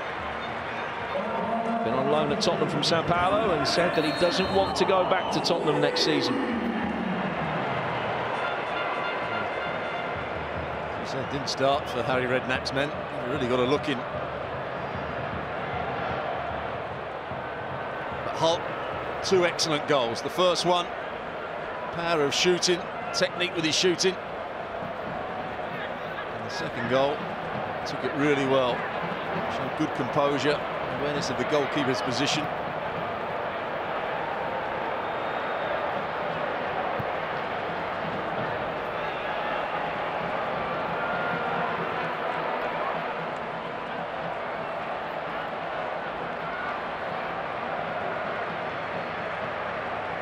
But to sum it up for us then, Stuart, an impressive performance from Brazil, particularly when the pressure was on in the first half. Did everything that they had to do and will look good. They'll be hard to beat in the Olympics. Yes, they will.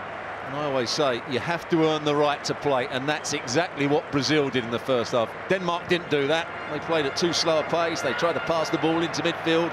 Brazil kept on winning it back. And then Brazil played at a high tempo. They pressed, they won the 50-50s. And that's why they controlled the game. As they did there, that's more like the Brazil we saw in the first 20 minutes, 25 minutes, winning the ball back, then trying to attack. And Zimlin, out-battled and out-paced. He's done much better in the second half. It has been an improved Danish performance since half-time, but nevertheless, it's going to be a tall order for them to get out of their group at the Euros, bearing in mind they're up against Holland, Portugal and Germany. It's that firepower, lack of firepower. I'm not really sure what you're going to get out of Nicholas Bendtner. He can be an excellent player on his day, but doesn't always look as though he's giving it his full. And they must defend better and battle better than they did in the first half today. Scope for obvious improvement as far as Denmark are concerned. But the Samba party can really begin now in the streets of Hamburg. Brazil winning comfortably by 3-1, having done all the damage in the first half with 2 goals from Hulk, either side of an own goal from Nicky Zimlin. The game not quite over as a contest inside the opening 15 minutes, but Brazil were 2 up in that time. And the size of the task for Denmark was always likely to be beyond them at that stage. They will look at their final game against Australia next week and know that they have to improve on today. They must be even better in the European Championships the following week. So Brazil winning by 3-1 from Stuart Robson and myself, Jim Prather. Thanks for watching. We'll see you next time on ESPN. This is June on ESPN. X Games Los Angeles 2012. Major League Baseball. Back it goes. It is gone. Argentina versus Brazil. An extraordinary effort. The NBA draft. Friday night fights. And this fight is over. And the NBA Finals. Kevin Durant flies out of the sky. This is June on ESPN.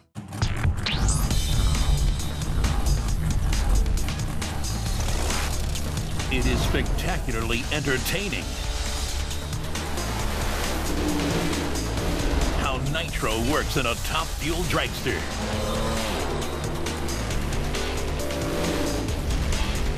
Get ready for raw speed and power. NHRA, it's louder on ESPN.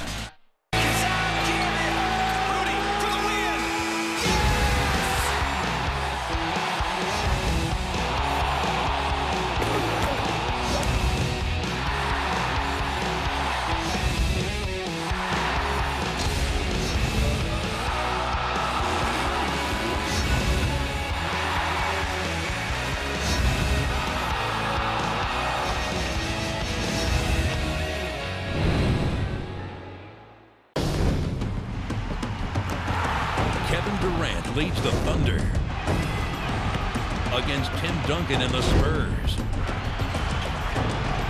in Game 1 of the Western Conference Finals. The march to the finals is on. Thunder Spurs live Monday on ESPN, the home of the Western and Eastern Conference Finals. The teams of the NBA find out where they will pick in the draft. Watch the drama unfold with the NBA Draft Lottery. Live Thursday on ESPN. The countdown to Euro 2012 continues. What's a goal? The 2008 European champions gear up for this year's tournament with a friendly against the Serbian national team. Tonight, Spain-Serbia, live on ESPN. Your #1 source for everything from the world of football is now on 6 days a week. That just ignites your passion for these sort of games. You'll get more analysis and discussion than ever before. I'm going to disagree with Gavin. Oh, you always disagree. It's going to be colossal. I don't think it's the last we've heard of this argument. From a panel of experts on the major topics of the game. You couldn't have summed it any better. Thank you very much. ESPN SoccerNet Press Pass, now on 6 days a week, only on ESPN. Hi, Jason Bennett alongside Robbie Madison, looking ahead to X Games 2012. And Robbie, the countdown's begun. Mate, 100%. Guys across the world, athletes from all disciplines, going for it, pushing the limits in discipline, skill, everything that they've got. And we're drawing down to the line, seeing who's going to be the champion. So many Aussies in so many different events. Plenty to look forward to. You'll see all the action right here, live and exclusive on ESPN. X Games 2012 on your worldwide leader in sports. I love everything about this game. The love. I love the game. I get to do something that I love to do. I love the game of basketball so much. When I'm playing basketball, it just makes me complete. My escape. It's like a breath of fresh air when you're out on the basketball court. I feel free. I just love everything about it. Just basketball, period. 20 years later, I still got the same love that I had when I was a little kid. That's the beautiful thing about, this game of basketball. Gotta be there. You can't explain. You gotta be there.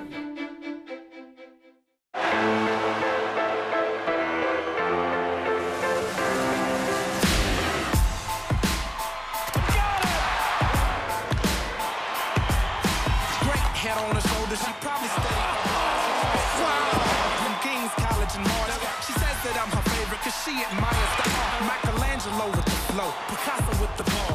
She's well put together like a piece by Gershwin. Renaissance style.